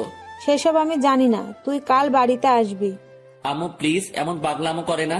আমি বললাম তো আমি কয়েকদিনের মধ্যেই বাড়ি আসবো, তখন তুমি তোমার ছেলেকে মন ভরে দেখে নিও। আচ্ছা ঠিক আছে যা, কিন্তু খুব তাড়াতাড়ি আসবি বলে দিলাম কিন্তু। হ্যাঁ মা, খুব তাড়াতাড়ি আসবো। এবার রাখি কেমন? আচ্ছা। আম্মুর সাথে কথা বলে ফোনটা রেখে দিলাম। আজ কতদিন পর মায়ের সাথে কথা বললাম। আল্লাহ ভালো জানে সে কবে বাড়ি ছেড়ে এসেছি, এখনো অব্দি বাড়ি যায়নি। মা আমায় দেখার জন্য কেমন উতাল পাতাল হয়ে আছে। না, কিছুদিনের মধ্যে একবার বাড়ি যাব আমি, কিন্তু আমি যে কারণে বাড়ি ছেড়ে এসেছি সেটা এখনো হয়নি। বাসার লোক সবাই জানে আমি নিজের জীবন গোছানোর জন্য বাড়ি ছেড়েছি, কিন্তু এর পিছনেও যে একটা রহস্য লুকিয়ে আছে সেটা কেউ জানে না। তবে হ্যাঁ, আমি সাকসেস হয়ে ছাড়বো। তারপর নিজের বাসায় চলে এলাম। বাসায় এসে কিছুটা সময় বই নিয়ে ঘাটাঘাটি করে উঠে পড়লাম। কোনো কিছুতেই যেন মন বসছে না, কারণ কখন সকাল হবে আর কখন নিলয় আমাকে মাফিয়া গার্লের ডিটেলস দিবে, সেই চিন্তায় খালি মাথায় ঘুরঘুর করছিল। যাক, কোনো রকমে খেয়ে দিয়ে ঘুমিয়ে পড়লাম রাতে। সকাল হলেও মাফিয়া গার্লকে সেটা আমি জেনে যাব। সকালবেলায় ঘুম থেকে উঠে মোবাইলটা হাতে নিলাম। ফোনটা হাতে নিয়ে দেখলাম নিলয় আমার কয়েকটা ছবি মেইল করেছে। তাড়াতাড়ি মেইলটা ওপেন করলাম। মেইল করা ছবিতে ক্লিক করতে যা দেখলাম তাতে তো পুরো দুনিয়াদারি চক্কর খেতে লাগলো আমার। কারণ ছবির মানুষটা আমার খুব পরিচিত, যেই মুখটার মুখোমুখি কয়েক হাজারবার হয়েছে আমি নিজের চোখকে বিশ্বাস করাতে পারছি না যে এই মেয়েই সেই মাফিয়া গার্ল যাকে আমি চোখের সামনে কয়েক হাজারবার দেখেছি, যার সাথে আমার চরম লেভেলের উঠা বসা। সাথে সাথে নিলয়কে ফোন লাগালাম। নিলয়, তুই শিওর তো যে এই মেয়ে মাফিয়া গার্ল? ভাই, আজ পর্যন্ত আমার দেওয়া কোনো তথ্য কোনোদিন ভুল হয়েছে? না, হয়নি। কিন্তু এটা কি করে সম্ভব নিলয়? ঈশিতা কি করে এমনটা করতে পারে? ঈশিতা তো আমার কলেজ ফ্রেন্ড ছিল, যার সাথে দীর্ঘ কয়েক বছর কাটিয়েছি আমি। কলেজ লাইফ পুরোটাই তার সাথে কেটেছে আমার। কিন্তু সে পরবর্তীতে এমন ভয়ঙ্কর রূপ নিল কেন? আমার তো নিজের চোখকে বিশ্বাস করাতে অবাক লাগছে। না, হয়তো কোনো ভুল হচ্ছে নিলয় তোর। ভাই, আমি 100% সিউরিটি দিয়ে বলতে পারবো এই মেয়ে মাফিয়া গার্ল, আর আমি পুরোপুরি শিওর হয়েই আপনাকে বলছি। ঈশিতা এমন করতে পারে শুনে মাথাটা পুরো গোলক ধাঁধার মতন ঘুরপাক খাচ্ছে। ভাই, আপনার হয়তো বিশ্বাস হচ্ছে না, কারণ সে আপনার সাথে দীর্ঘ কয়েক বছর কাটিয়েছে, কিন্তু সত্যি এটাই যে সে মাফিয়া গার্ল। ঠিক আছে, ঈশিতাই যদি মাফিয়া গার্ল হয় তাহলে তার 12টা বাজাচ্ছি আমি। ওর আরো কিছু তথ্য বল, কারণ তার সাথে আমার বছর 2 আগেই সমস্ত যোগাযোগ বিচ্ছিন্ন হয়ে গেছে। কারণ তারা বাসা পরিবর্তন করে অন্য কোথায় শিফট হয়ে গিয়েছে। এরপর আর কখনো যোগাযোগ হয়নি। ভাই, এরপর আর কোনো তথ্যই আমি পাইনি, কারণ এই মেয়ে সব জায়গা থেকে তার ইনফরমেশন হটিয়ে নিয়েছে। তার থেকেও ভয়ঙ্কর একটা কাণ্ড করেছে সে। কি করেছে? ভাই, এই মেয়ে প্লাস্টিক সার্জারি করে তার আগের চেহারা পরিবর্তন করে ফেলেছে। এই মেয়েকে এখন খুঁজে বের করা ইম্পসিবল আমার মতে। তবে আপনার দ্বারা হয়তো সেটা কষ্টের হবে না, কিন্তু ভাই, মেয়ের মাথা ভয়ঙ্কর চাকর মতন চলাচল করে। গতকাল আপনি ফোন দেওয়ার পর আমি কম হলেও 50টার উপরে ছেলে লাগিয়েছি মাফিয়া গালের খোঁজ বের করার জন্য, কিন্তু অবশেষে সবাই খালি হাত ফিরেছে। কিন্তু একজন খালি তার কিছু ছবি কালেক্ট করেছে। তবে বর্তমান সময়ে সে দেখতে কেমন তার কোনো ছিটে ফোঁটা বা চিহ্ন খুঁজে পায়নি। আর হ্যাঁ ভাই, একটা কথা, এই মেয়ের নামের মতন তার কাজকর্মগুলো বেশ ভয়ঙ্কর। কারণ তার ইন্টারনেট ডাটাবেস আমি হ্যাক করে তথ্য বের করতে চেয়েছিলাম, কিন্তু কোনো মতে সেটা পসিবল হয় নাই। এই মেয়ে হ্যাকিং এরও মাস্টার। নীলার মুখ থেকে ঈশিতার এইরূপ কর্মকাণ্ডের কথা শুনে এবার আর জায়গায় স্থির থাকতে পারলাম না। নিলয় কি বলল ঈশিতার সম্পর্কে এগুলা? যেই মেয়ে কলেজ লাইফে থাকতে এতটা সাদাসিধা ছিল, তার মধ্যে কয়েক বছরের ব্যবধানে এতটা হিংস্রতা কি করে আসতে পারে? মাথায় তো কিছুই খেলছে না। আচ্ছা নিলয়, আমি ফোন রাখলাম, পরে কথা হবে তোর সাথে। আর শোন, মাফিয়া গার্লের খোঁজ চালু রাখিস। আচ্ছা ভাই। নিলয়ের সাথে কথা শেষ করে ঠাই সেই জায়গাটাতেই দাঁড়িয়ে আছি। আমার যেন নিজের কানকেই এখনো বিশ্বাস করাতে পারছি না যে ঈশিতাই বর্তমান জগতের সবচাইতে খাতারনাক মাফিয়া, যার ভয়ে বড় বড় নেতারা এখন আতঙ্কে আছে। 8 ঘন্টা নাগাদ একই জায়গায় দাঁড়িয়ে আছি। ঝাটকাটা মারাত্মক লেভেলের ছিল, তাই হয়তো এখনো ঘোর কেটে উঠতে পারিনি। অনেকটা সময় পর সেন্স ফিরে এলো। না, আমার এখন উতলা হলে চলবে না, আমাকে ঠান্ডা মাথায় কাজ নিতে হবে। এখন আগে নিজেকে শান্ত করি, পরে মাফিয়া গার্লকে নিয়ে ভাবা যাবে। ফ্রেশ হতে চলে গেলাম। একটু পর ফ্রেশ হয়ে বের হয়ে এসে নাস্তা করে কলেজের উদ্দেশ্যে রওনা হলাম। আজও শামীম কলেজে আসেনি। হারামিটার কি যে হয়েছে কে জানে।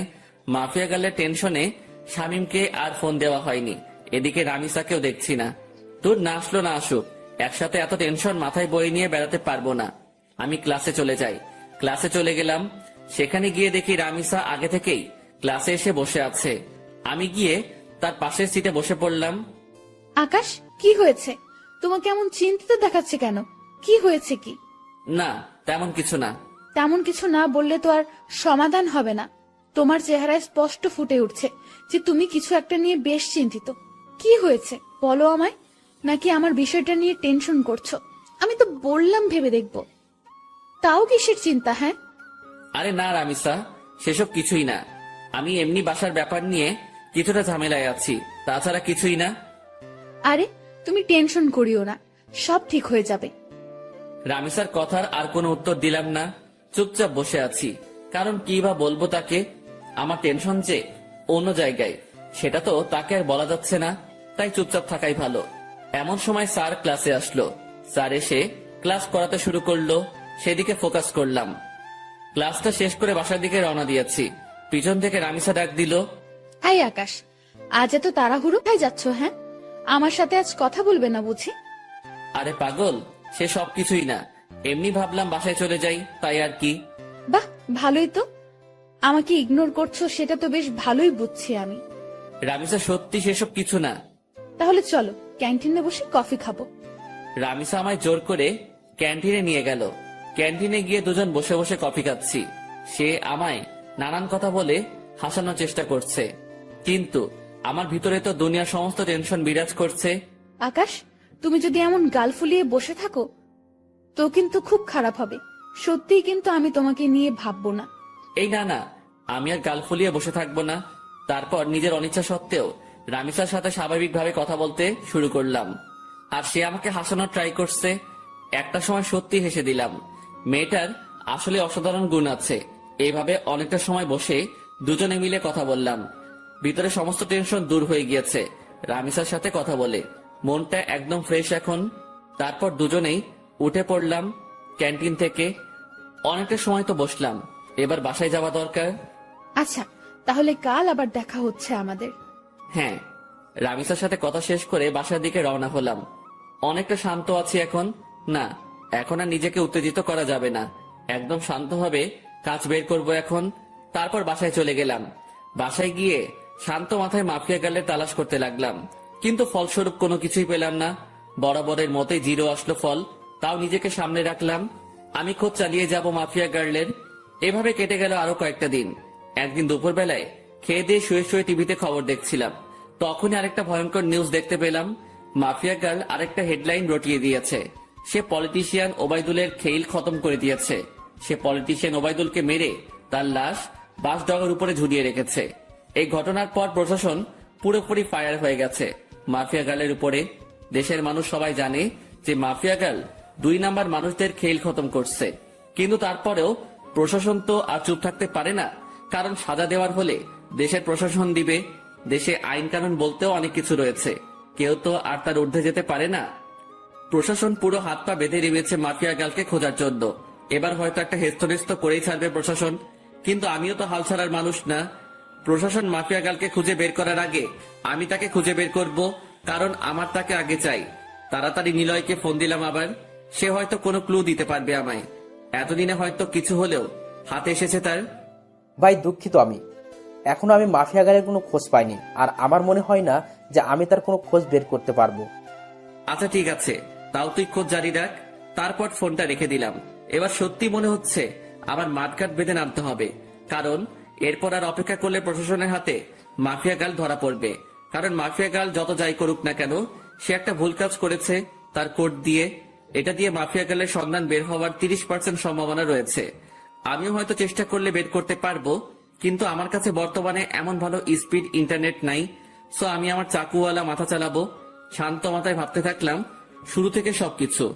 আমার খোঁজ কতদূর গিয়েছে সবটাই আবার পুনরায় ভাবতে লাগলাম যে মাফিয়া গার্লের খোঁজ করায় কোনো দিকে কমতি রেখেছে কিনা, বা কোনো কিছু আমার থেকে ছুটেছে কিনা।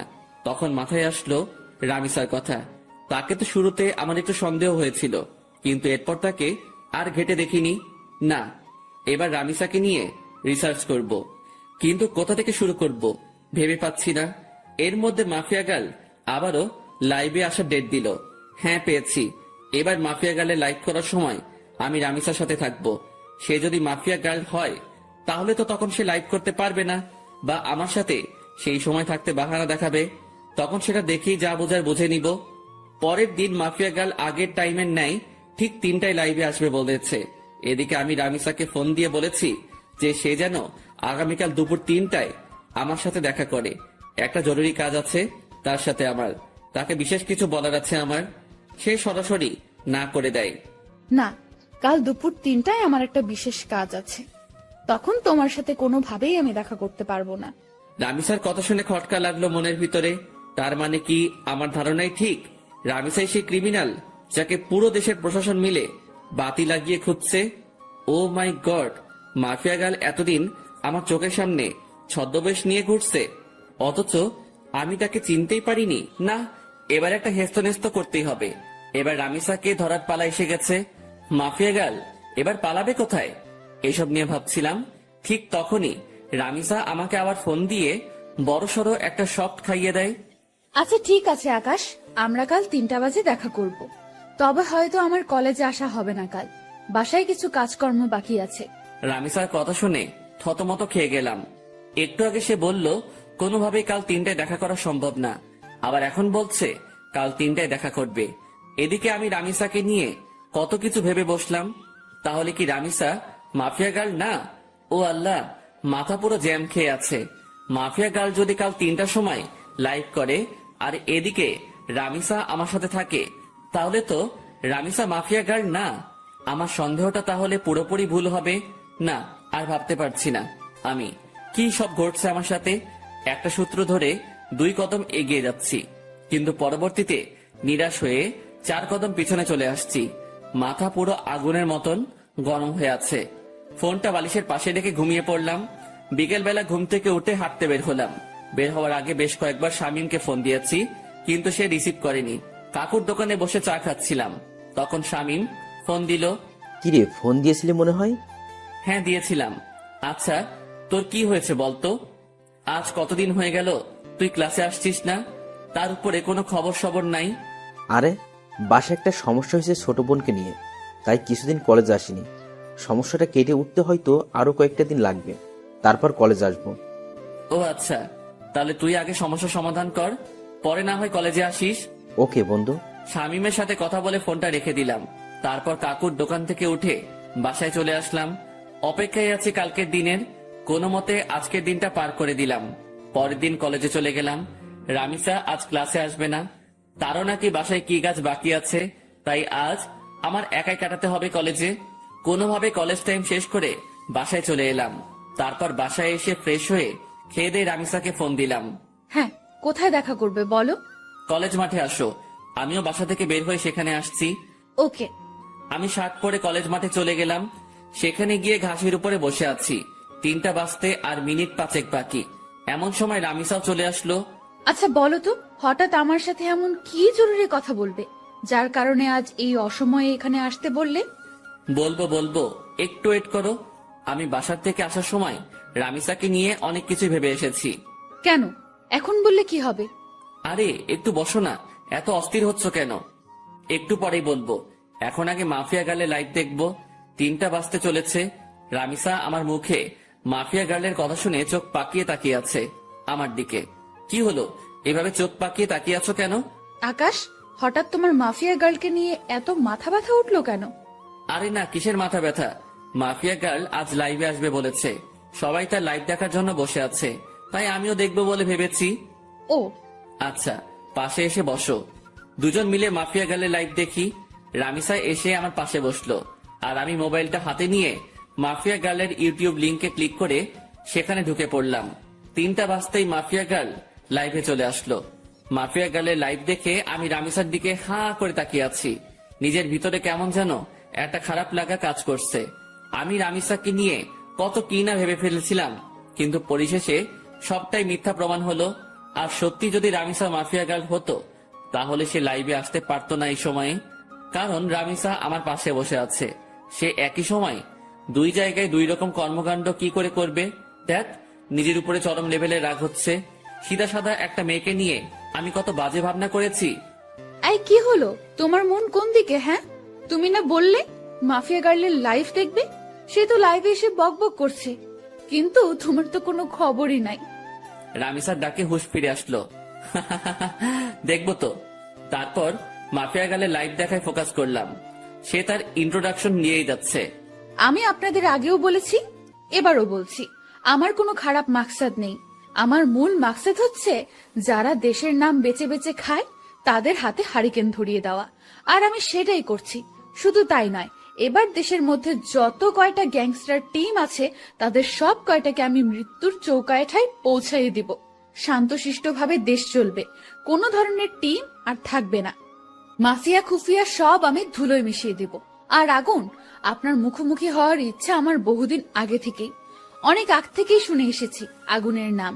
যেই আগুন নাকি সত্যি এক সময়ের খতরনাক খেলাড়ি ছিল, যার নাম শুনলে এখনো নাকি অনেকের প্যান্ট ঢিলা হয়ে যায়। আমি চাই আপনার মুখোমুখি হতে, আমি চাই মানুষরূপী আগুনটাকে নিজের চোখে দেখতে। সো আপনি আমার মনের খয়াসটা পূরণ করে দিন। না হয় আমার যদি আপনাকে খুঁজে বের করতে হয়, সেদিন কিন্তু বাঘে সিংহের লড়াই হয়ে যাবে। সেদিন কিন্তু নিজের ক্রোধকে দমিয়ে রাখতে পারবো না। সেদিন নির্ঘাত আপনি আমার হাতে মারা পড়বেন। এটা কোনো হুমকি না, তবে হুমকির চাইতেও কম না। আপনি হতে পারেন এক সময়ের সর্বসেরা খিলাড়ি, কিন্তু মাথায় রাখবেন বর্তমান সময়ের নাম করা মাফিয়া গার্ল আমি। সো ভালোই ভালোই আপনার দর্শন করিয়ে দিন। এবারের মতন লাইফ সমাপ্ত করলাম। তারপর মাফিয়া গার্ল লাইফ কেটে চলে গেল, কিন্তু আমার মাথায় তো পুরো দাউ দাউ করে আগুন জ্বলতে শুরু করলো মাফিয়া গার্লের কথা শুনে। সত্যি এখন যদি মাফিয়া গার্লকে চোখের সামনে পেতাম, তাহলে হয়তো তার মন্ডিটা আলাদা করে ফেলতাম। রাগে নাক কান দিয়ে ধোয়া বের হচ্ছে। আই আকাশ, কি হলো তোমার? তোমার চেহারার 12টা বেজে আছে কেন?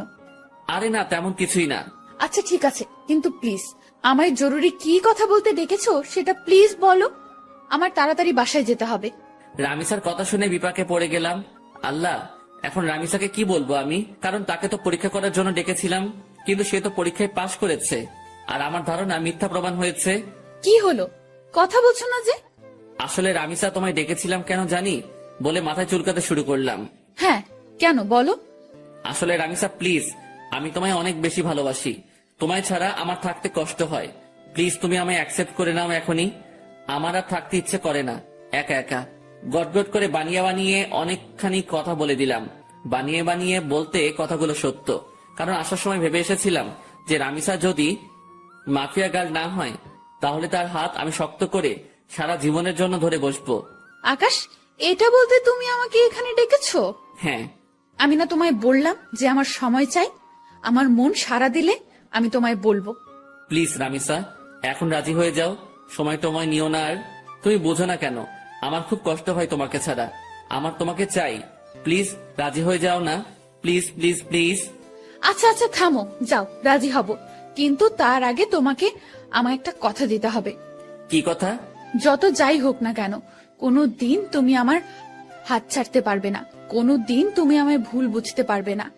সব সময় আমার পাশে ছায়ার মতন থাকতে হবে তোমাকে। যত বিপদ আপদে আসুক না কেন, আমাকে কখনো একা লড়াই করার জন্য ছাড়তে পারবে না তুমি। তুমিও আমার সাথে সেই লড়াইয়ে সামিল হবে। পারবা এসব কথা রাখতে? রামিসা, আমি তোমার সব কথা রাখতে পারবো। নিজের জীবনে সবটুকু দিয়ে তোমায় আমি আগলে রাখবো। দুনিয়ার কোনো শক্তি আমার থেকে তোমাকে আলাদা করতে পারবে না। আমি আমার সবটা দিয়ে তোমায় রক্ষা করব। কোনো বিপদ আসলে তোমাকেও লাগবে না। তার মোকাবেলা আমি আকাশ একাই করব। কথা দিলাম তোমায়। এমন একটা মানুষই চেয়েছিলাম আমি জীবনে। প্লিজ তুমি আমায় কখনো ছেড়ে যেও না। না, কলিজা ছেড়ে যাব না বলে রামিসাকে নিজের বুকে টেনে নিলাম। আর একটা কথা, প্লিজ আকাশ, তুমি আমায় জীবনের সমস্ত অন্ধকার দূর করে দিয়ে আলোয় ভরিয়ে দিও। হ্যাঁ কলিজা, সব অন্ধকার দূর করে দিয়ে তোমার জীবন আলোয় ভরিয়ে দিব আমি। রামিসা আর কোনো কথা বলল না। সে আমার বুকে চুপচাপ পড়ে আছে। অনেকটা সময় দুজন এভাবে ঘাসের উপরে বসেছিলাম আমরা। তারপর সেখান থেকে উঠে এলাম। আকাশ, আমার তাড়াতাড়ি বাসায় যেতে হবে। আচ্ছা চলো, তোমায় ছেড়ে দিয়ে আসি। না, তা লাগবে না, তুমি বাসায় চলে যাও, আমি একা একা যেতে পারবো। আচ্ছা ঠিক আছে। তারপর রামিসাকে গাড়িতে তুলে দিয়ে আমি বাসায় চলে এলাম। খুব খুশি লাগছে আজকে। বাসায় এসে হাত মুখ ধুয়ে কিছু খেয়ে নিলাম। তারপর ফোনটা হাতে নিয়ে শুয়ে শুয়ে ফেসবুকিং করছি। তখনই লক্ষ্য করলাম কেউ একজন আবারও আমার ফেসবুক আইডি হ্যাক করার চেষ্টা করছে। আমি শিওর যে এটা মাফিয়া গার্লের কাজ। মেজাজটা আবারও বিগড়ে গেল। এই মাফিয়া গার্লকে পেলে যে আমি কি করব তা আল্লাহ ভালো জানে। কিন্তু দুঃখের বিষয়, তাকে তো আমি ধরতেই পারছি না। তখন একটা বুদ্ধি মাথায় আসলো। সাথে সাথে ফেসবুক থেকে সমস্ত সিকিউরিটি হাটিয়ে ফেললাম আমার।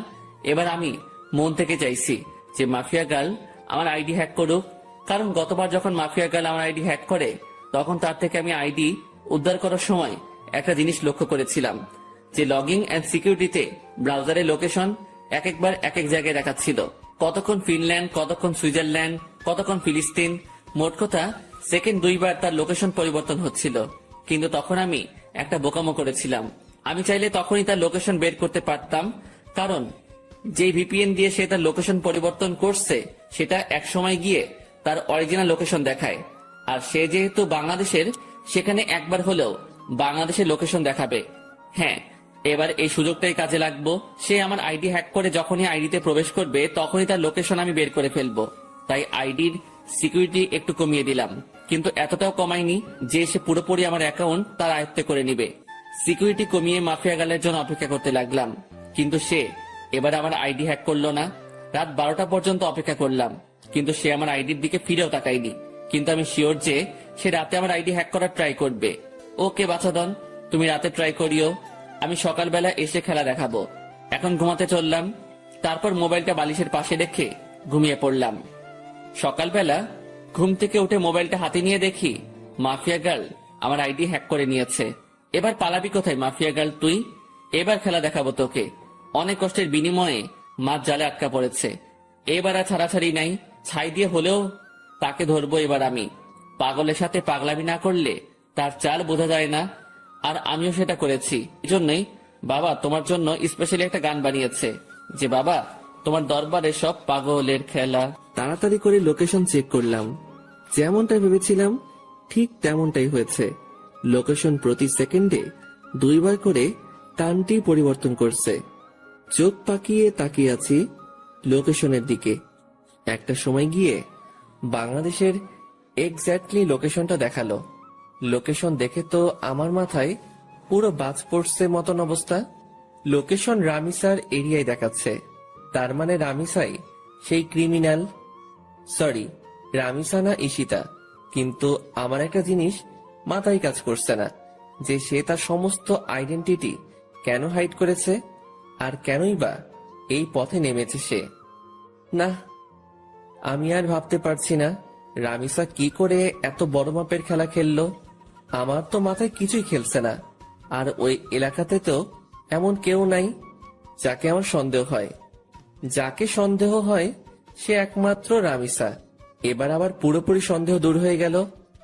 99% শিওর হয়ে গেলাম রামিসাই সে মাফিয়া গার্ল। এবার খালি রামিসার মুখ থেকে শোনা বাকি। তাড়াতাড়ি উঠে ফ্রেশ হয়ে নাস্তা করে সেই লোকেশনে চলে গেলাম। আজ হয়তো আর কলেজে যাওয়া হবে না। সেখানে গিয়ে চিরুনি তল্লাশি চালালাম। ঠিক তখনই রামিসা আমায় ফোন দিল। আকাশ, কোথায় তুমি? আজ কি কলেজে আসবে না? হয়তো আসবো না, কারণ বিশেষ একটা কাজে এসেছি একটা জায়গায়। কিসের বিশেষ কাজ আকাশ? মাফিয়া গার্লকে ধরে ফেলেছি আমি। কি আকাশ, কি সব বলছো তুমি উল্টাপাল্টা? হ্যাঁ, তোমার কি মাথা ঠিক আছে? হ্যাঁ, আমার মাথা ঠিক আছে। মাফিয়া গার্লকে দেখার অনেক দিনের ইচ্ছা আমার। আমি তাকে ধরতে সক্ষম হয়েছি। আকাশ, আমি বারণ করছি, তুমি কোনো মাফিয়া টাফিয়া গার্লের পেছনে ছুটবে না। সে অনেক খতরনাক, যে কোনো সময় তোমার ক্ষতি করে দেবে সে। রামিসা বাবুনি, আমায় নিয়ে তুমি ভয় পেও না। আমিও এতটা কাঁচা খেলোয়াড় না। আকাশ, আমি তোমায় বারণ করেছি, তো সব কিছুই তুমি করতে যাবে না। আর তুমি এখন যেখানেই আছো সেখান থেকে সোজা কলেজে আসবে। ওকে, ঠিক আছে। তারপর ফোনটা রেখে দিয়ে রামিসার এলাকা থেকে কলেজে চলে গেলাম। যদিও কলেজে যাচ্ছি, কিন্তু ক্লাস আর করা হবে না, কারণ কলেজ করার প্রিপারেশন নিয়ে ঘর থেকে বের হইনি আমি। তাই আজ ক্লাস করব না। কলেজে গিয়ে রামিসার সাথে কথা বলে চলে আসব। কলেজের সামনে পৌঁছে গিয়েছি প্রায়। ভিতরটা ধুপধুপ করছে। আমি কি সরাসরি রামিসাকে জিজ্ঞেস করব নাকি চুপচাপ হয়ে থাকবো, সেটা নিয়ে দ্বিধাদ্বন্দ্বে আছি। কারণ জিজ্ঞেস করলে যদি সে স্বীকার না করে, কিন্তু আমার তো তার মুখ থেকে সমস্ত সত্যিটা জানা চাই। অনেকটা সময় ভেবে একটা সিদ্ধান্ত নিলাম, না, কিছুই জিজ্ঞেস করব না। মোটামুটি যখন শিওর আমি, তখন আরেকটু সময় অপেক্ষা করি। তারপর মাস নিজেই বড়শিতে এসে ধরা দিবে। কলেজে চলে এসেছি। রিক্সা থেকে নেমে ভাড়া পে করে ভিতরে চলে গেলাম। ক্লাস শুরু হয়ে গিয়েছে, কিন্তু রামিসা এখনো ক্লাসে যায়নি। সেই গেটের সামনে দাঁড়িয়ে আছে আমার জন্য। আসতে এত সময় লাগে তোমার? হ্যাঁ, আরে রিক্সা পেতে একটু দেরি হয়ে গিয়েছিল। হয়েছে, চলো এবার। কোথায় যাব? আর তুমি ক্লাসে যাওনি কেন? আজ ক্লাস করব না, তোমার সাথে বসে বসে আড্ডা দিব। আচ্ছা চলো।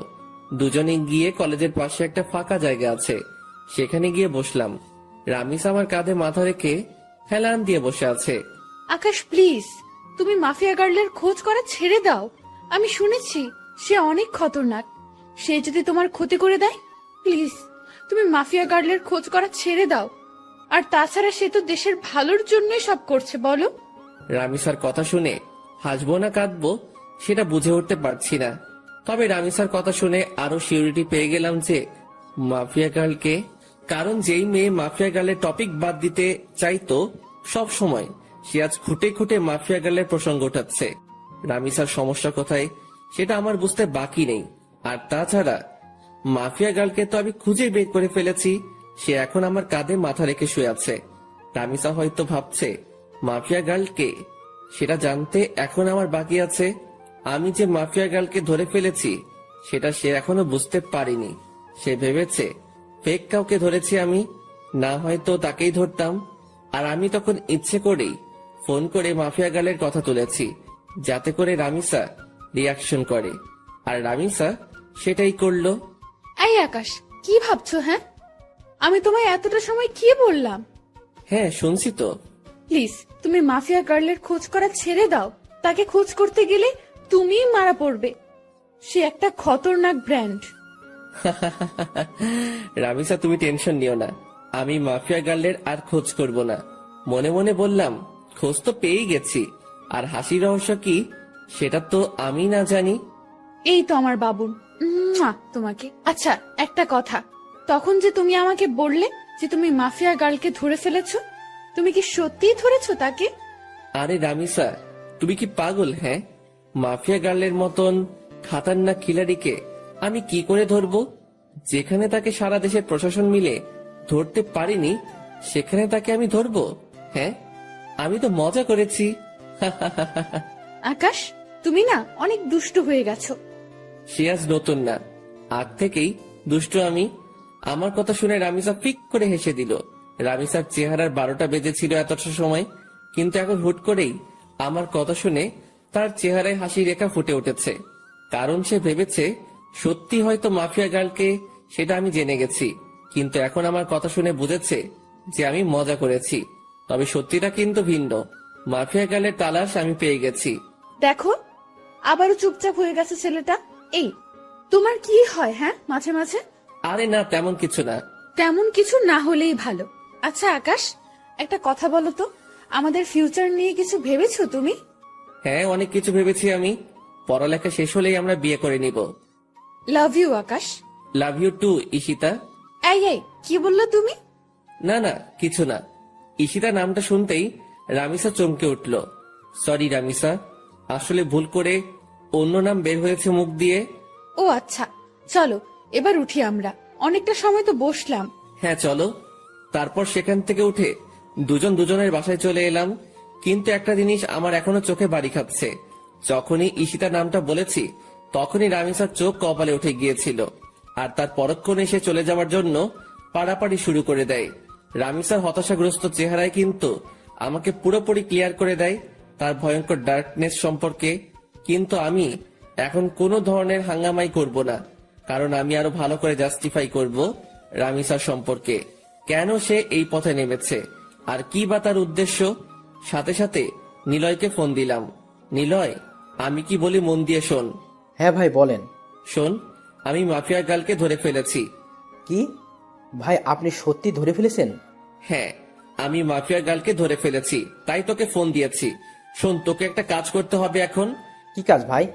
মাফিয়া গার্লের কিছু ডিটেলস তোকে আমি দিচ্ছি, তুই সেই অনুযায়ী তার সম্পর্কে তালাশ করে বের করবি যে সে কেন এই পথে নেমেছে। আচ্ছা ভাই। কিন্তু শোন, এই কথা যেন কারোর কানে না যায়, বিষয়টা যেন তোর আর আমার মাঝে থাকে। ওকে ভাই। নিলয়কে রামিসার হালকা পাতলা কিছু তথ্য দিলাম, যাতে করে সে রামিসার সম্পর্কে খোঁজ বের করতে পারে। এদিকে আমিও খোঁজ চালাচ্ছি রামিসাকে নিয়ে। এভাবে 2-3টা দিন কেটে গেল। 4 দিনের মাথায় নিলয় আমাকে ফোন দেয়। ভাই ভয়ঙ্কর কিছু তথ্য হাতে এসেছে। কি তথ্য? ভাই মাফিয়া গালের একটা ছোট ভাই ছিল, যার নাম ছিল রাফসান। আপনি কি তাকে চেনেন বা জানেন? তখনই ঈশিতার ছোট ভাইয়ের কথা মনে পড়ল, যার নামও ছিল রাফসান। কলেজ লাইফে যখন ঈশিতার সাথে চলাফেরা ছিল, তখন সে রাফসানকেও মাঝে মাঝে কলেজে নিয়ে আসতো ঘোরার জন্য। আবার মাঝে মাঝে কোনো জায়গায় ঘুরতে গেলেও তাকে সাথে নিয়ে যেত। আমার জন্মদিনে যখন রামিসাকে ইনভাইট করি, তখন রামিসা তার ছোট ভাই রাফসানকে সাথে করে নিয়ে এসেছিল। তাকে আমি বেশ ভালো করে চিনি। হ্যাঁ নিলয়, চিনি। কিন্তু কেন বলতো? ভাই রাফসান নাকি এই শহরের কোনো একটা কলেজে পড়াশোনা করত। একদিন সে কলেজে শেষ করে বাড়ি ফেরার সময় তার বাসার নিচে কয়েকটা ছেলেকে মাদক কেনাবেচা করতে দেখে। তখন সে পুলিশকে খবর দিয়ে তাদেরকে ধরিয়ে দেয়। ছেলেগুলো নাকি রাফিদের ছেলেপিলে ছিল, তাই রাফিদের জেদ উঠে যায় রাফসানের ওপরে। তাই সে থানার ওসিকে টাকা খাটিয়ে উল্টো মাদক দ্রব্য দিয়ে রাফসানকে ধরিয়ে দেয়। শুধু তাই নয়, রাফসানকে পুরো গুম করে ফেলার জন্য কন্টাক্ট হয় ওসির সাথে। ওসি তাই করে, সে রাফসানকে জঙ্গলে নিয়ে গিয়ে ব্রাশ ফায়ার করে মেরে ফেলে। আর মাফিয়া গাল যেই ওসিকে মারে বিভৎসভাবে, ওই ওসি সেই ওসি যে রাফসানাকে মেরেছিল। মাফিয়া গাল হয়তো তার ভাইয়ের প্রতিশোধ নেওয়ার জন্য এমন পন্থা অবলম্বন করেছে। নিলয়ের কথা শুনে বুকের ভিতর দাউ দাউ করে আগুন জ্বলতে শুরু করলো। তাহলে তো মাফিয়া গার্ল যা করছে সবটাই ঠিক করছে। আচ্ছা ঠিক আছে নিলয়, এবার ফোন রাখলাম। ফোনটা রেখে দিয়ে চুপচাপ বসে আছি। মাথার রক পুরো চটে গেছে নিলয়ের কথা শুনে। না, আজকের পর রামিসাকে আমি আড়াল থেকে পুরোপুরি সাপোর্ট করব, কারণ ভাই মরেছে, সেই কষ্ট তারই হয়েছে, কেউ তার কষ্টের ভাগ নেয়নি, তাই তো সে এমন ভয়ঙ্কর রূপ ধারণ করেছে। রামিসা, তুমি যা করেছো একদম ঠিকই করেছো। আজকের পর আমি আকাশ বেঁচে থাকতে দেখব তোমার গায়ে কে হাত দেয়। সব কয়টার হাত আমি শরীর থেকে আলাদা করে ফেলবো। গা পুরো শিরশির করে কাঁপছে। না, গিয়ে গোসল করে আসি। তাড়াতাড়ি ওয়াশরুমে ঢুকে পড়লাম। অনেকটা সময় পর গোসলখানা থেকে বের হলাম। মাথায় ইচ্ছে মতন পানি ঢেলেছি, কারণ রক্ত চটে গিয়েছিল মাথায়, তাই নিজেকে শান্ত করেছি। ফ্রেশ হয়ে এসে খেয়ে নিলাম। খেয়ে দিয়ে টিভিটা চালিয়ে দিলাম। শুয়ে শুয়ে টিভি দেখছি, তখন একটা নিউজ চোখের সামনে ভেসে উঠল। ডিবি পুলিশের প্রধান জিডি সে মাফিয়া গাল সম্পর্কে বক্তব্য দিচ্ছে। মাফিয়া গালের কোডিং দিয়ে আমরা তার তথ্য বের করে নিয়েছি। আগামী 24 ঘন্টার মধ্যে আমরা তাকে ধরে এনে হাজতে ভরবো। নিউজটা শুনে ভিতরে ছ্যাদ করে উঠল। কি, তোরা 24 ঘন্টার মধ্যে মাফিয়া গালকে ধরবি? আমি আকাশ বেঁচে থাকলে দেখব তোরা কি করে মাফিয়া গালকে গ্রেপ্তার করিস। সাথে সাথে টিভি অফ করে দিয়ে রামিসাকে ফোন দিলাম। সে ফোন রিসিভ করলো না। বেশ অনেক কয়বার ফোন দিয়েছি, কিন্তু সে রিসিভ করেনি। এইভাবে রাত হয়ে গেল।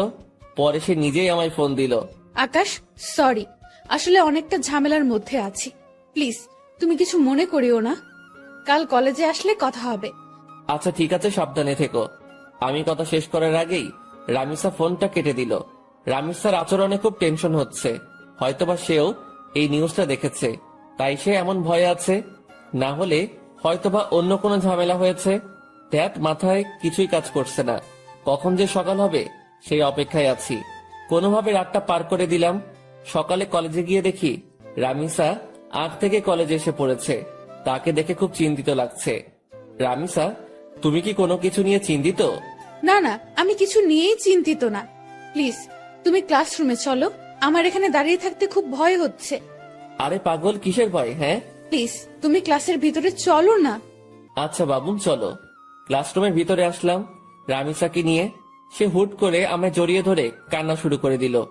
ওকে কিছু বলতে যাব, ঠিক সেই সময় হট্টগোলের আওয়াজ কানে ভেসে আসলো। সাথে সাথে জানালা দিয়ে বাহিরে কি হয়েছে দেখার চেষ্টা করলাম। বাহিরে দেখেই তো চোখ পুরো কপালে উঠে গেল। বাহিরে 20-25টা পুলিশের গাড়ি। গাড়ি থেকে নেমে সবাই বন্দুক হাতে একদিকেই এগিয়ে আসছে। আস্তে আস্তে রামিসার খোঁজ করছে পুলিশগুলো। সবাই আমাদের ক্লাসরুমের দিকে আঙুল দেখিয়ে দিল। রামিসা, তুমি কোনো ভয় পেও না, আমি আছি। আকাশ, ওরা আমায় নিয়ে যাবে।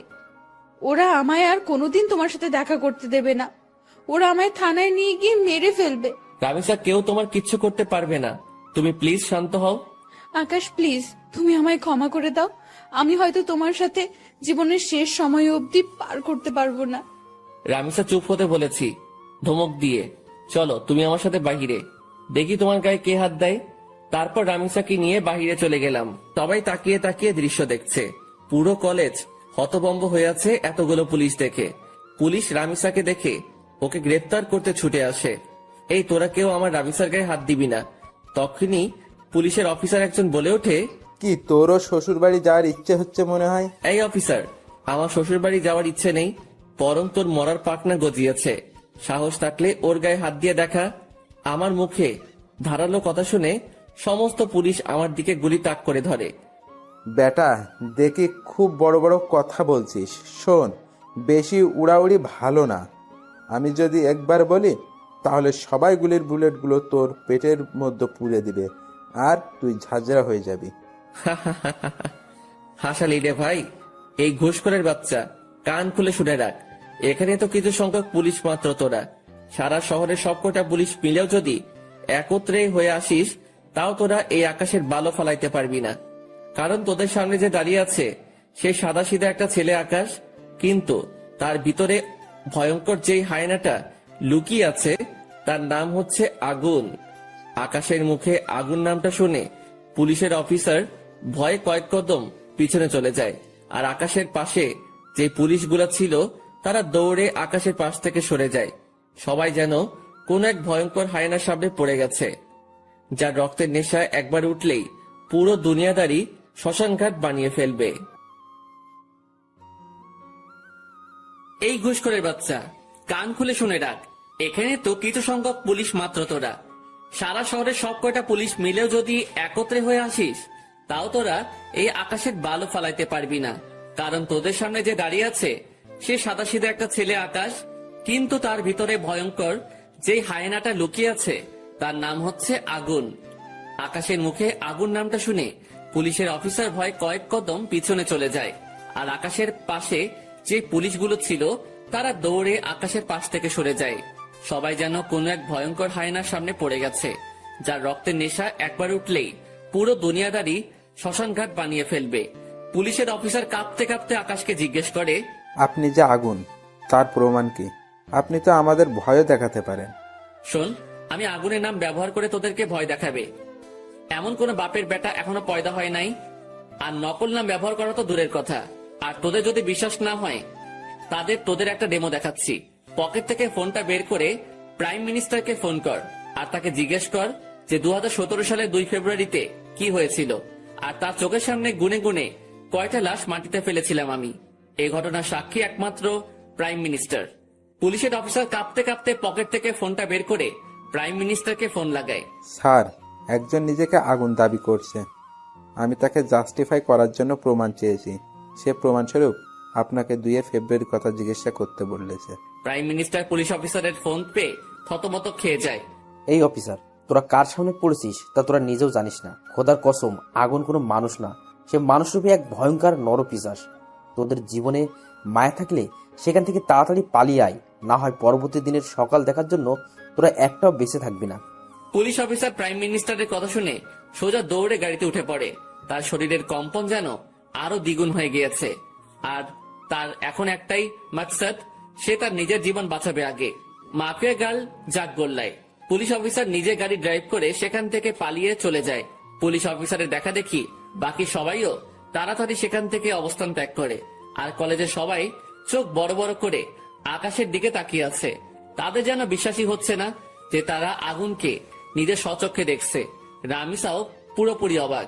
এই, তোমরা সবাই দাঁড়িয়ে দাঁড়িয়ে কি দেখছো? হ্যাঁ, যাও যে যার ক্লাসে যাও।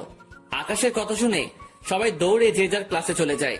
নিজেকে যেন নিজের কাছেই কোনো এক ভয়ঙ্কর দানব মনে হচ্ছে। আজ বহু বছর পর আগুন নামটা নিজের সাথে যুক্ত করলাম আবার। এদিকে রামিসা আমার পাশে দাঁড়িয়ে থরথর করে কাঁপছে আর কান্না করছে। রামিসাকে এক টান দিয়ে নিজের বুকের মধ্যে নিয়ে নিলাম। এই পাগলি বউ আমার, কান্না করে না। আমি আকাশ থাকতে তোমার গায়ে কে হাত দিবে? হ্যাঁ, বলেছিলাম না তোমার বিপদে আমি আকাশ একা দাঁড়ালেই যথেষ্ট, তোমার নিজেরও টেনশন করতে হবে না তা নিয়ে। আকাশের কথা শুনে রামিসা আরো শক্ত করে আকাশকে জড়িয়ে ধরে আর পাগলের মতন চুমু খেতে থাকে আকাশের বুকের মধ্যে। আকাশের বুকে চুমু খাচ্ছে আর পাগলের মতন কান্না করছে রামিসা। সে যেন নিজেকে আর কোনোভাবেই কন্ট্রোল করতে পারছে না। চোখের পানি নাকের পানি দিয়ে আকাশের বুক পুরো ভিজিয়ে ফেলেছে। আকাশ প্লিজ, তুমি আমায় কখনো ছেড়ে যেও না। আমি তোমাকে কখনো হারাতে চাই না। এমনিতেও আমি আমার কলিজার ভাইটাকে হারিয়েছি। না বাবুন, কোথাও যাব না তোমায় ছেড়ে। আমি সব সময় তোমার সাথে আছি। হয়েছে, এবার কান্না অফ করো। আকাশের কথা শুনে রামিসা কান্না অফ করে দেয়, কিন্তু ফোপানি কোনোভাবে বন্ধ হয় না তার। পাগলি বউ আমার বলে রামিসাকে কোলে উঠিয়ে নিলাম। তারপর ক্লাসরুমে চলে গেলাম। ক্লাসরুমের সবাই আমাদের দিকে করুণ দৃষ্টিতে তাকিয়ে আছে। মনে হচ্ছে যেন আমার কাছে তারা নিজের প্রাণ ভিক্ষা চাইছে। আরে ভাই, আজব তো, আমি মনে হয় মানুষ পেলে খুন করি, তারা এমন ভয় পাচ্ছে কেন আমাকে? পাশ থেকে একজন বলে ওঠে, ভাই প্লিজ আমাদের কোনো ক্ষতি করিয়েন না, আমরা আপনার কাছে হাত জোর করছি। আরে তোমরা কি শুরু করছো? হ্যাঁ, আমিও তোমাদের মতন মানুষ, আমি কোনো নরপশু না। তবে হ্যাঁ, বদ লেভেলের মানুষদের জন্য তাদের বাপ আমি। কিন্তু ভালোর কোনো ক্ষতি আমি আজ পর্যন্ত করিনি, আর করবও না। সো ভয়ের কিছু নেই। ধন্যবাদ আগুন ভাই। আচ্ছা, তোমরা প্লিজ একটু ক্লাসরুম থেকে বেরিয়ে যাও, আমার রামিসার সাথে কিছু কথা আছে। সবাই আমার কথা মতন ক্লাসরুম থেকে বেরিয়ে যায়। আমি রামিসাকে কোল থেকে নামিয়ে দেই। এই পাগলি, এখনো ভয় আছো তুমি? হ্যাঁ, অনেক ভয় আছে, কারণ তুমি তো জেনেই গেছো যে আমি মাফিয়া গার্ল। সো তুমি যদি আমার উপরে কোনো রাগ ছাড়ো। আমার মাথা খারাপ? হ্যাঁ, যে আমি আমার বাবুনির উপরে রাগ ছাড়বো? তবে হ্যাঁ, সত্যি বলতে তোমার উপরে অনেক রাগ জমেছিল আমার, কিন্তু সেসব আর নেই, কারণ তোমার এই পথে আসার রিজন আমি জেনে গেছি। কিন্তু একটা কথা বলো তো, যে তুমি এত কিছু করলে কি করে? সেদিন যখন 3টার সময় তোমার সাথে আমি বসেছিলাম, কিন্তু অন্যদিকে মাফিয়া গার্লের লাইট চলছিল কি করে? সেদিন তুমি যখন বলো আমায় যে তুমি 3টার সময় আমার সাথে দেখা করতে চাও, তখন শুরুতে আমি বারণ করি, কিন্তু পরে ঠিকই হ্যাঁ বলি, কারণ তুমি আমায় সন্দেহ করেছিলে, সেটা আমি বুঝতে পারছিলাম। তাই আমি আগ থেকেই লাইভ রেকর্ড করে সেটা 3টায় কাটায় কাটায় সেট করে দিই, আর 3টা বাজতেই সেটা প্লে হয়ে যায় আপনা আপনি। ও বাপরে বাপ, কি মাথা তোমার! আচ্ছা, তা না হয় বুঝলাম, কিন্তু তুমি আমার আইডি কেন হ্যাক করতে উঠে পড়ে লেগেছিলে? আর কি করেই বা জানলে যে আমি মাফিয়া গার্লের তালাশ করেছি?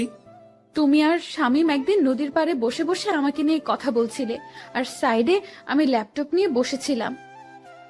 তখন তোমাদের কথা আমার কাছে আসে, তাই তোমার আইডি হ্যাক করে তোমার শিক্ষা দিতে চেয়েছিলাম, কিন্তু পরে দেখি তুমি আমার থেকেও বড় ধরনের খেলোয়াড়, তাই তোমার উপরে রাগ উঠে যায়।